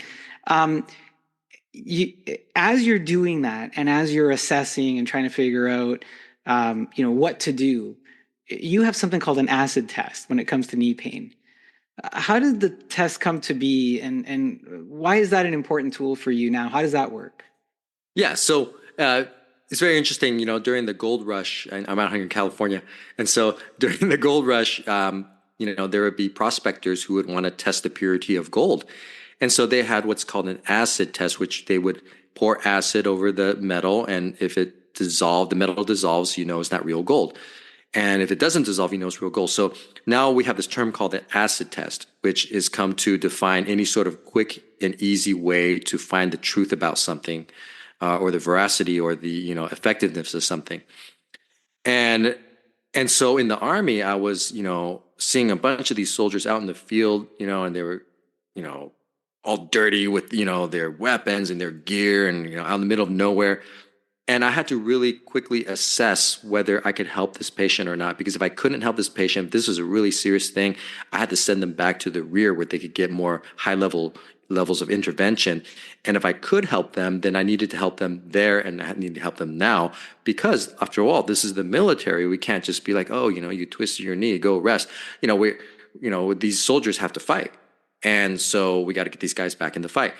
So and just kind of aside here, in the healthcare field, we have these what we call special tests. So the textbook I co-authored is all about special tests. Basically, we have these little tests that we can do in the clinic where we can pretty accurately diagnose things. For example, there's what's called the Lockman's test, where you can kind of pull on someone's knee and figure out whether they have a torn ACL ligament or not. And they found that someone who's good at doing these type of tests can have just as an accurate diagnosis as an MRI. So what I came up with was this acid test of basically taking this concept of these special tests that we use in the clinics, and combining it with, the need of being in the Army and being able to quickly assess someone's issue. And it came up with the acid test for knee pain, which I call the knee bend and lift test. So essentially what it is I realized that if a person could bend their knees past 90 degrees, straighten it almost all the way, and lift their heel up from the ground at least 6 inches, they have all their muscles and, soft tissue and joints intact. So their joints intact, so I can help them. And I can help them pretty quickly. So that's what the acid test for knee pain is. Very, very interesting. And it sounds like you apply that in your practice now and continue to do that. Your promo for this stuff reads that results can be achieved through a 3-step system that delivers fast and effective knee pain relief. 3 steps don't sound all that bad to me, but we're going to have some listeners who go, man, I've heard people tell me I only need to do 3 things or 5 things or 10 things or 2 things so that I can achieve some end goal. How do you restore our listeners' confidence when they hear, we're talking knee pain, and all you got to do is these 3 steps? What do you say to them? Yeah, that's a good question. And, I've seen a lot of knee pain, and I've seen knee pain where the patients are like, hey, my doctor, they told me there's nothing else that can be done. There's no way I can improve. Or I've seen patients who are like in their 90s, even my oldest patient's 104 years old, the oldest one I've seen. And what I just realized over time is that, in most cases, there is something that can be done. There's some improvement that can be made. You don't have to be suffering that much, but only if we can figure out what we can do that your body needs. And so the 3 steps I came up with knee pain happens to be the 3 things that most people in our modern society are missing from their daily routine. So the first step I have is to restore alignment. And if you think about it, most people these days we got a very low diversity of movement, right? And so there's a lot of muscles that we're not using anymore. And these muscles happen to be important in keeping our knees in alignment. For example, we overuse our quadricep muscles on the front of our thigh. Every time we walk, run, go up and down stairs and jump, we have to use that muscle. But we never really get to use the hamstring muscles on the back of the thigh as much. And so those muscles tend to be underdeveloped and causing a misalignment. And now a lot of people have knee pain on the front of their knee, behind the kneecap or a little below the kneecap, because the quadricep muscles on the front of the thigh, they're just overworked and overused. And so now if we start developing, rebalance the hamstring there, we start working the hamstring in a very specific way, a very targeted way, now we could kind of create a opposing pull that creates less tension on the knee. And so that's step 1 is, and there's a few different muscles that we have to address. But, when we look at, there's over 500 muscles in the body. And really for knee pain, you really need to, for this issue here, for realignment, you really only need to look at 3 or 4 different muscles. These are the most common ones. And then the second step is, once you've done that, then we have to start restoring normal strength in your anti-gravity muscles. So our anti-gravity muscles are our quadriceps, our calves, and our glutes. And you know, some people will be like, well, didn't you just say that the quadriceps, you know, they're pulling too hard? Well, yes. But what I'm talking about right now is that, you know, for most people, there's side-to-side strength differences. And so, like I said, if you're like in the ninth grade and you twisted your ankle, you might be surprised to find that even 30, 40 years later, that all the muscles on that side that you twisted is weaker than the opposite leg. And a lot of people don't even realize that because they never really tested it. You know, see, we're habitual animals. So when we move, we tend to have habits of movement. Like, for example, if you know, go up and down the stairs, you know, next time just watch which leg do you always step up with, right? That's your dominant leg. Right. And so your non-dominant leg gets weaker over time. And that weakness, you know, that gap between the two sides gets bigger and bigger. And that's when we start having problems. So now we have to restore, you know, strength in the anti-gravity muscles. And then once you've done that, then the third step is to release excess tension. So anytime you have a muscle that's overused, and it could be overused because you're literally putting too much weight on it, like, you know, like my soldiers used to do when they have to carry 90-pound packs and run 12 miles up and down hills. Or they can be overused because the muscles are weak and now your daily activities are too much for the muscles to handle. And what happens when these muscles are overused is that they start to spasm as a protective mechanism. This is where the brain and the, you know, mind starts to come into play. Because it's scared. It doesn't want you to get hurt. So it tries to protect you by spasming and guarding. Kind of like when someone scares you, you know, you're frightened, so you kind of tense up your shoulders. It's the same thing. And over time, if that happens for too long, if it happens repeatedly, then that muscle stays tense. And now you have to make a conscious effort to start to release the tension. So those are the 3 steps. And they tend to work pretty immediately for most people. So what I tell people is that, you know, with my patients is, I want to notice a change, a small change, a temporary change today, right now. Because if we could find whatever, you know, an intervention, you know, something that I could give you to do that could create a small temporary change right now, we know we can make a bigger change.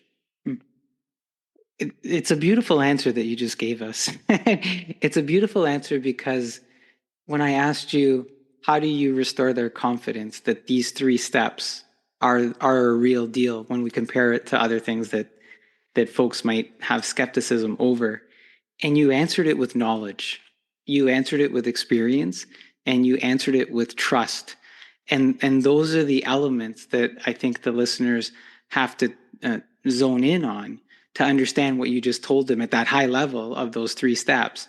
As you you know, exhumed a whole bunch of "I care about you" in your expression and in your answers. So thank you for that.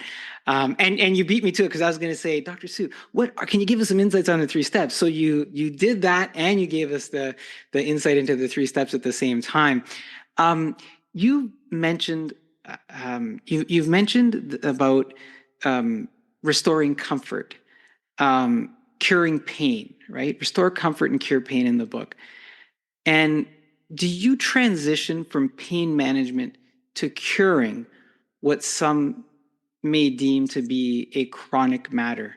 And I think I know the answer to this, but if you can just validate it for me.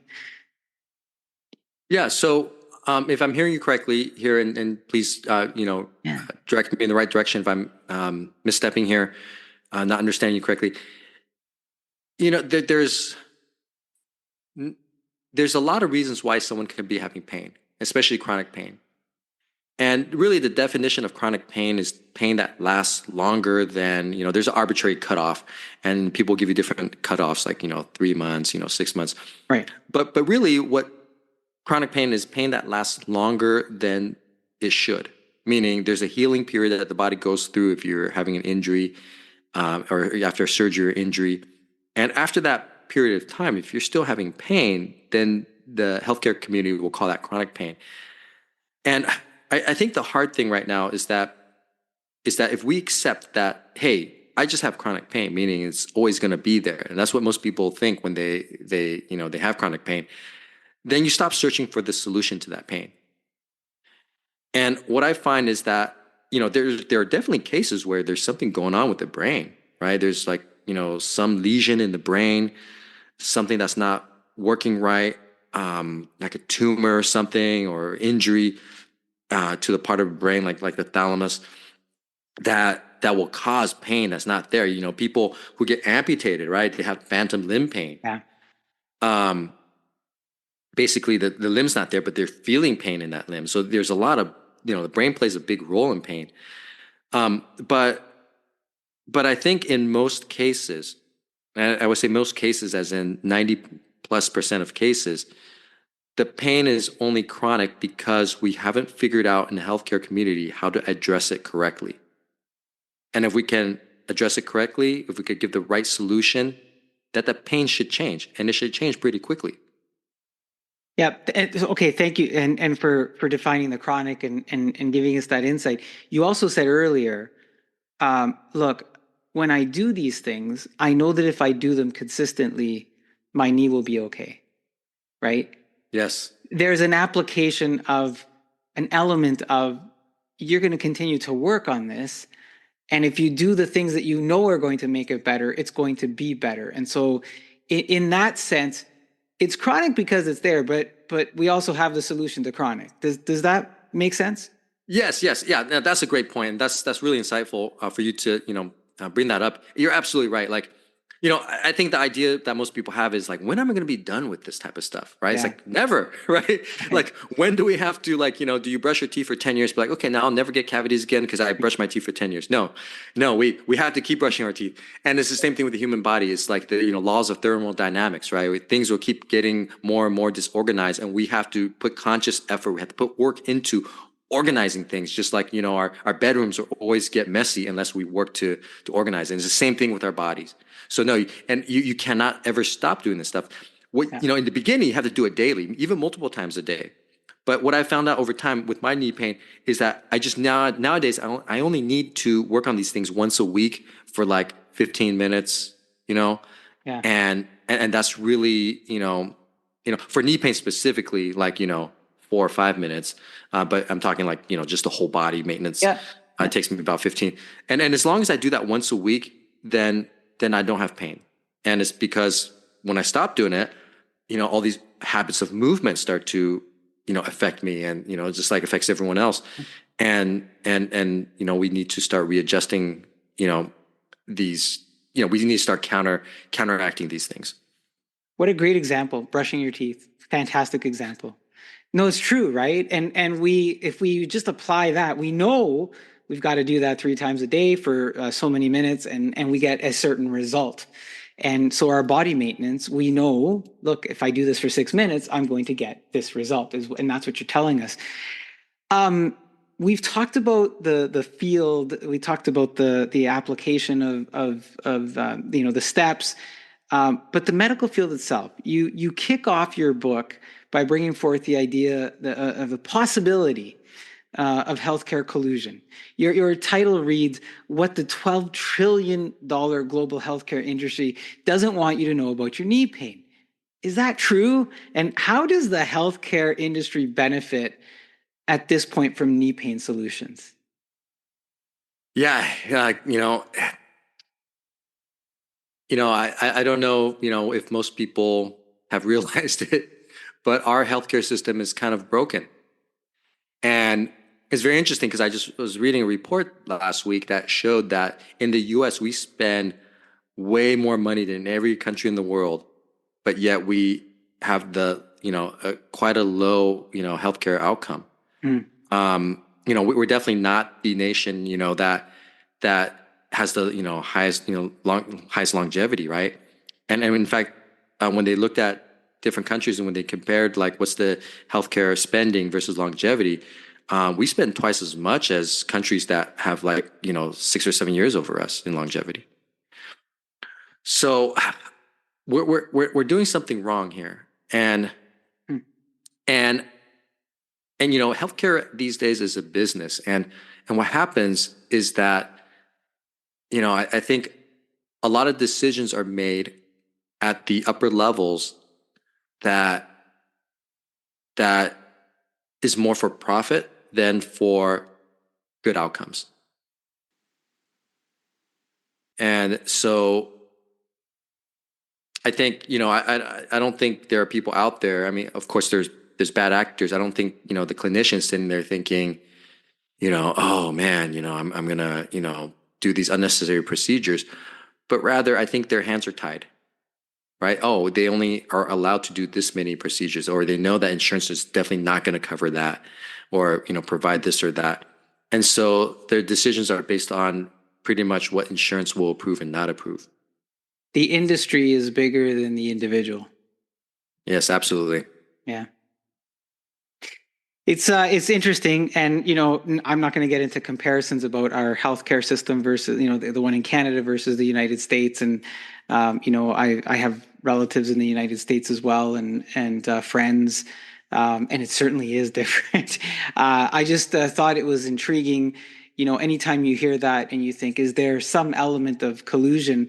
Have you, in your experience, is knee pain on the like are we is the trajectory moving in a higher direction? Like, are we experiencing more knee pain today than we did 10, 20, 50, 100 years ago? You know, I think so. I can't give you a definite, I don't have data to back it up, but I would say there are a few things that are happening, trends that would make knee pain more prevalent. And to give you one example, it was very interesting in the Army. I was noticing that a lot of these kids that were coming in, 18 years old, 19 years old, they could not do a 12-mile forced march. One of the standards in the military is you got to put on a 30, 40-pound pack and pretty much, walk 12 miles in 3 hours or less. And there were people, these young kids out there who grew up playing video games and thought, wow, the military is cool. Let me join the military. And then now they can't even complete a 12-mile march without stress fractures. Basically their bodies just weren't used to that type of movement, that type of intensity of movement. And, and I remember, because I'm in my mid 40s now, and I enlisted in the Marine Corps as soon as I turned 18. And, at that time, that just wasn't something that I saw. People would join the military and they could throw on a pack and go without having to train up for it. And nowadays, part of what I did in the Army was I had to take all these folks that weren't able to do it and basically prepare them to be able to do it. And it was a tough task because they just didn't have a childhood history of movement, right? If you think about how kids grew up like 20, 30, 40 years ago, they were out running around, they were riding their bikes, they were, doing all sorts of physical activity, and that's just not happening anymore. Must have been a wake-up call for some of them. Oh yeah, it was definitely. And so yeah, that's one thing that's happening. The second thing that's happening is that I think we're just becoming more sedentary in general, not just the young kids, but even as adults, right? Like, we're shifting into more of a service economy, right? Before it was more labor based, and now it's more service based, and so people are spending more time sitting, and so that's also an issue. And then finally, people are generally getting older and living longer because of modern medicine. And so now these issues become, more prevalent. We're becoming more top heavy as a, society. And I think, in Canada also, right? Mm-hmm. In Western worlds where, we're becoming more top heavy, where there's more older adults. And so I think all these issues combined is creating more pain issues in general. You made me think of something. It might be unfair to ask you because I don't know if you've had any time to consider this, but you made me think as we are an aging society and there's all these different elements creeping in. Artificial intelligence has been a hot topic. Do you think they're talking about robots, helping humans, and do you see a place for artificial intelligence in healthcare and in things like this, where it could augment any assistance? Yeah, I think so. I think I think there's definitely quite a few startups these days who are looking at using AI for diagnosing health issues. But I think the challenge right now is that, when it comes to pain, the AI is only as good as the knowledge that you feed it. Right. And so if they were to base it off of our current research that's out there for musculoskeletal issues, I think they could be marginally more effective, but it's not going to be, I don't think it's going to be a significant difference just because my challenge right now is mostly, is the research even accurate, right? There's a lot of research out there that's getting retracted now, right? And people are, to graduate from programs, you're forced to publish research, and so now you have this requirement, and people aren't doing research for the sake of research, because they love research, because it's a checkbox they have to make, and so the quality of research out there, a lot of it's not very good at all. It's true, and those are good points. And we know, right now some of the models are just absorbing the research that's out there. I'm sure there'll be some kind of an evolution. Look, Dr. Su, I know that I've probably challenged you a lot in this conversation on raising the confidence of our listeners. And I want to point this out, that you have this on your site as well. You say, if you suffer from knee pain, you have the power to overcome it, or at least reduce it so substantially that your life dramatically improves without medication. Something you've said throughout our conversation. This is true regardless of the origin, intensity, or duration of your knee pain. It's true regardless of your age or fitness level. That's a bold claim, but you also say, it's a claim that I feel confident making based on the remarkable transformations that I've observed in thousands of patients over the years, as well as my personal journey to overcome my own severe knee injury. Those are all things that you touched on in our conversation today. And as I said, it's all bold, but certainly your patients must have found trust in what you say and do, given the multiple books that you've now been a part of and published. Do you engage with customers or readers of your book? What does that engagement look like in terms of some of the longer term relationships, Dr. Su?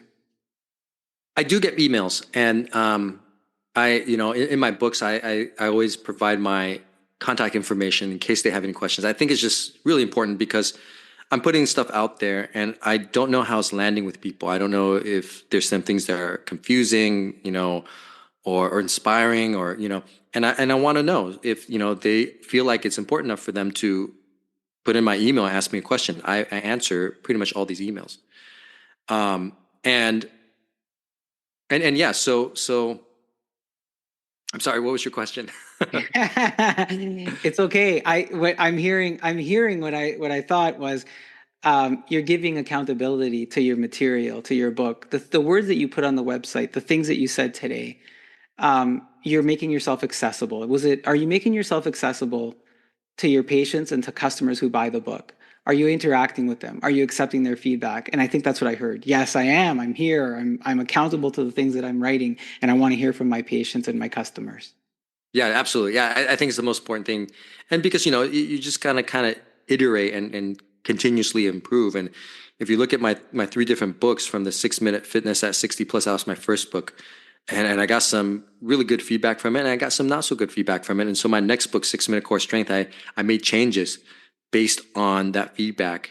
And each time I realized, hey, here's how I could make this better. Here's how I could, provide more value. Here's how I can get the person to, trust the process more. Because at the end of the day, someone's going to pick up the book and they're going to be like, who the heck is this? And why should I care? And all I want to do is help them fix their pain.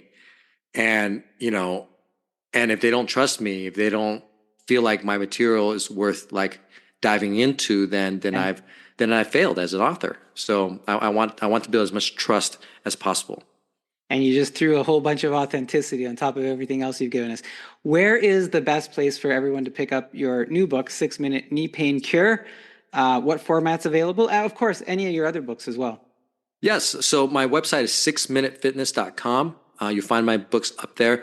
The books are available in hard copy and in ebook format. So yeah, it's out there. Check it out. Awesome. We'll put those links in there. Dr. Su, thank you so much for tolerating my questions today and for all the information that you've given us. Is there anything else that you'd like to leave us with before you're going to sign off, I guess? Well, I just want to thank you for throwing those questions at me. I really appreciate that. I love being challenged like that. I'm having a great time on your show, and thank you very much. Thank you. That is Dr. Jonathan Su, a former U.S. Army officer in charge of injury prevention, rehabilitation, and performance optimization, now focused as a physical therapist, yoga therapist, and fitness coach who's put together a series of self-help books focused on your health. This chat specifically talked about overcoming knee pain and doing it in 6 minutes. I'll have all the links to Dr. Sue's show in the show notes. Thank you again, Dr. Sue, and I look forward to seeing some follow-up in the future. Take care. Thank you. I hope you enjoyed that segment with Dr. Jonathan Sue, who provided us with loads of information from his personal experiences, and you'll be able to check his website and book out. I think it's time for another song from our special music guest, Biff Naked, and this is a new one off of her Champion album recently released. Here is Never, No Never. Life is long and love's a song. I can't get over my anger, injustice of the lie. Do you remember when we were together? You said forever and ever, and now it's a never, no never, no never, no never. Remember when we were young, wasted years, come undone. You'll never see me again. No means no till the end. Never means never again. You'll never see me again.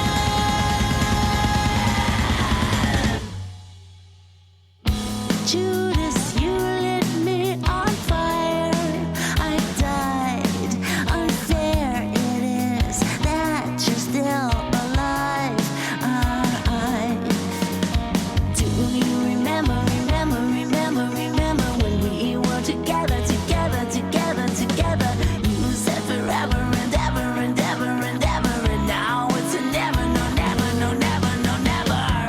Remember when we were young, wasted youth, come undone. You'll never see me again. No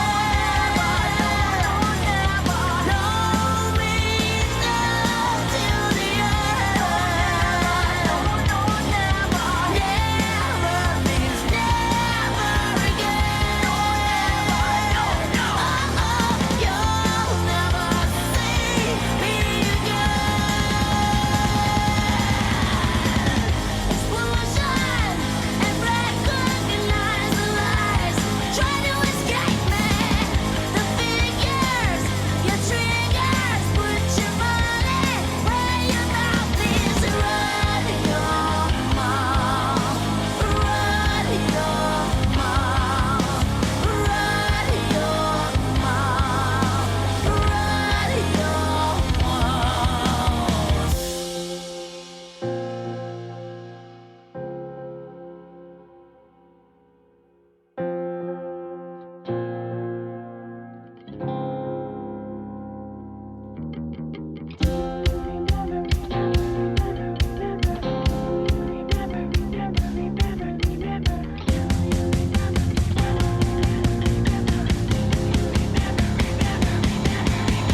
You'll never see me again. No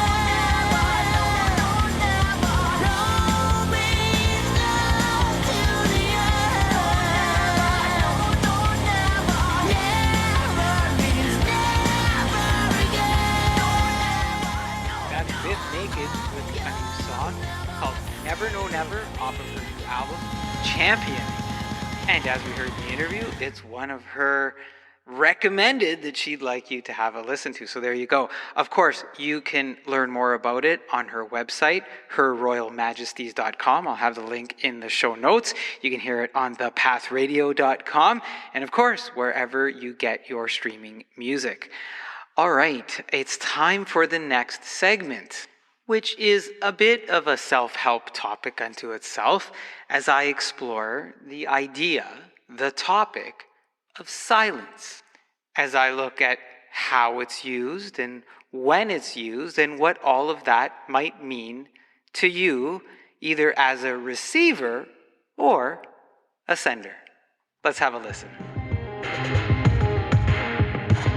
Silence can be a scary thing for some, especially given the steady flow of noise from social media, TV, and mobile devices, traffic, politics, global events, and news. It can be hard in modern context to think of silence as any other way than exclusively bad. If you think of silence in the same way an artist may paint a picture and observe not only the colors, shapes, and lines, but the space in between them, perhaps you can see silence differently. Sometimes silence is full of answers. Sometimes it may be the unbearable repartee. Even harder to fathom is that silence is freedom. It's normal to expect a response when someone asks us a question, gives us direction, or engages with us in any kind of thought or exchange. When that immediate feedback isn't received, it starts to impact how trust is perceived. Psychology Today reported that the slower you respond, the less truthful you appear. That doesn't mean that a slower response or no response should be an immediate indictment of untrustworthiness, but instead that our perceptions may at times challenge reality. A slow to respond person may in fact be more truthful than someone who feels the need to pontificate. A silent person may be using silence to communicate truth. Silence is a communication stalwart. It can captivate attention when you stop speaking because the brain triggers a signal that something is different than what it was or what is expected to be. So, the listener's attention changes. Silence can also be the answer. The absence of a response, words, or gestures may give a greater response to communicate displeasure, disagreement, disappointment, shock, sadness, or even acceptance. What it communicates is dependent on the question that was asked or the circumstance and conditions under which a response has been solicited. For instance, silence after finding out that someone you love has passed may indicate grief and sadness. However, silence after finding out that someone has betrayed your trust may indicate displeasure or the desire to not endear them with any reaction, as you may feel they no longer deserve your attention. Silence is not only the void of sound that has seen many an argument start over the question, does a tree that falls in a forest make a sound if no one is there to hear it? Silence can metaphorically reveal a bucket full of answers. Silence as an answer can be unbearable for some. It is believed that author and philosopher Gilbert Keith Chesterton coined the phrase, "Silence is the unbearable repartee," although others may have borrowed it since. Repartee is when in a conversation one replies quickly and perhaps in witty fashion. If silence is the response, then one can see why it may be unbearable, as the anticipated rebuttal never comes.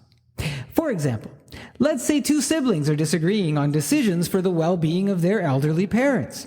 If one suddenly falls silent, the tension can escalate as the unspoken words feed vulnerability and uncertainty. In this case, silence becomes the unbearable repartee, a meaningful refusal to engage, creating a void that needs attention. It is the weight of the unspoken word that leaves the other individual reveling in uncertainty. In this case, silence may appear to be a strategic weapon, but circumstances dictate the measure of whether it is for the greater good. Silence may also be unbearable beyond the plural. As individuals, it may reflect our own inner turmoil as we grapple with fear, vulnerabilities, or social discomfort. It may be unbearable from within as the road to resolution reveals a long journey of overcoming emotions that impact mental health. For some, silence is freedom. The ability to choose silence over speaking out helps assert a perspective that you may be unwilling to compromise. It supports communicating a level of integrity that may be otherwise unachievable through spoken word or gesture, as the opposing party has an opportunity to be dismissive. So, in that silence, freedom is found. For example, in a scenario where one party projects a superior role, leveraging words of shame or behaviors resulting in the belittlement of the other, silence may prove to be a liberating response. As the offending behavior starts to traverse into misunderstood assertiveness that is really bullying, the receiving party finds freedom in no longer feeding the hunger of the egocentric through silence. How and when silence is used reflects the circumstances that present itself. For some, a defense mechanism to stop a threat. For others, a mechanism of self-preservation. And others, a pause for the collection of thoughts, among many other micro-opportunities. How it is interpreted is as equally and easily victimizing and victimless at the same time. Whatever the case for its use, it's clear that silence is above all else full of answers. This is an opinion article that can also be read on guidoperino.com/blog. Thank you for listening to that segment, and hopefully that helped you understand a little bit more on silence. All right, let's get to our next segment, which is an exclusive Coach's Call.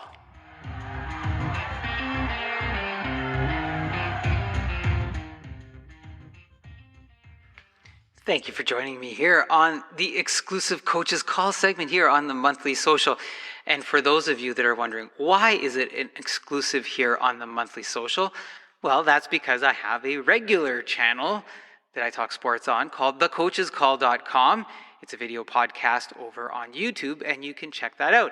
In fact, I just recently did a segment on the Patrick Laine trade for the Montreal Canadiens and what that means. So you can go to thecoachescall.com to hear that. Today, I want to talk about the Toronto Maple Leafs and Austin Matthews becoming their new captain. John Tavares, who has served as the captain for the Toronto Maple Leafs since coming over from the New York Islanders and splashing his picture of him in his Toronto Maple Leaf jammies and his Toronto Maple Leaf bed sheets all over social media, is no longer the captain of the Toronto Maple Leafs, because the team felt that it was time to move on, and they felt that it was time to move on to Austin Matthews taking on the captaincy. Now, what's interesting is John Tavares said that he's transferring the captaincy to Austin when he called him and told him that it's your time. And Matthews allegedly was surprised after talking to him. He was shaking, and he said that he had chills as a reaction to that. I don't know if you're. There's two schools of thoughts, probably. I mean, there's a segment of the Toronto Maple Leaf fans who think that John Tavares hasn't delivered as the captain. They haven't won a Stanley Cup. There's been spells where maybe he hasn't produced goals and points the way that they would want him to or had expected him to. And so that part of the fan base seems to think that if you take the letter C off of John Tavares' jersey and you put it over there on Austin Matthews' jersey, that something magical is going to happen. Look, Austin Matthews scored a ton of goals. He broke records. I get it. He's probably one of the popular guys on the Toronto Maple Leafs. I just don't know if you're a Toronto Maple Leaf fan, or even if you're the club, if this move delivers the effect that you want it to deliver. I don't look at Austin Matthews on the ice as the leader of the team. I just look at him as a really good goal scorer, who can put the puck in the net. But I don't know if he has the voice, the presence beyond that role. I guess we'll find out as the season unfolds. But part of me still wonders, is John Tavares still going to be a Toronto Maple Leaf? I still say tweeted for some reason. I don't know what to call it on X since it's become X instead of Twitter, so I'm just going to say tweeted. I tweeted when I heard the breaking news, John Tavares is going to win a Stanley Cup. It's just not going to be with the Toronto Maple Leafs. And I tweeted that because without, waiting for statements from John and everybody else, that I don't know that if John Tavares will still be a Toronto Maple Leaf come trade deadline this upcoming season. Part of me believes that John Tavares is going to get traded. A lot of that might depend on how John Tavares is going to play. Now, he uses the words that it's time to move on and it's a good time to transfer this to Austin, but part of him, I think, would hurt just a little bit to give up the captaincy, especially when I think of John Tavares in his little Toronto Maple Leafs pajamas and his Toronto Maple Leafs bed sheets. Now, I don't know what I don't know, just like you, but those are the signs and that's the inclining that I have on this when it comes to the move. So time will tell. I'm not buying the story 100% on John Tavares willingly and happily giving up the captaincy. I'm not buying the story on Austin Matthews being the guy when it comes to the captain that the Toronto Maple Leafs need to make the next move. That's my exclusive coach's call here on the Monthly Social. Well, we've come to that part of the show where it's almost time to say goodbye. I do want to thank you for spending time with me here on the September show. And if you haven't had a chance, that you subscribe to themonthlysocial.com or wherever you get your podcasts and listen to the show. So thank you for that consideration. I'm going to leave you with a song from our special music guest, Biff Naked. So here she is with her song Champion off her new album, Champion.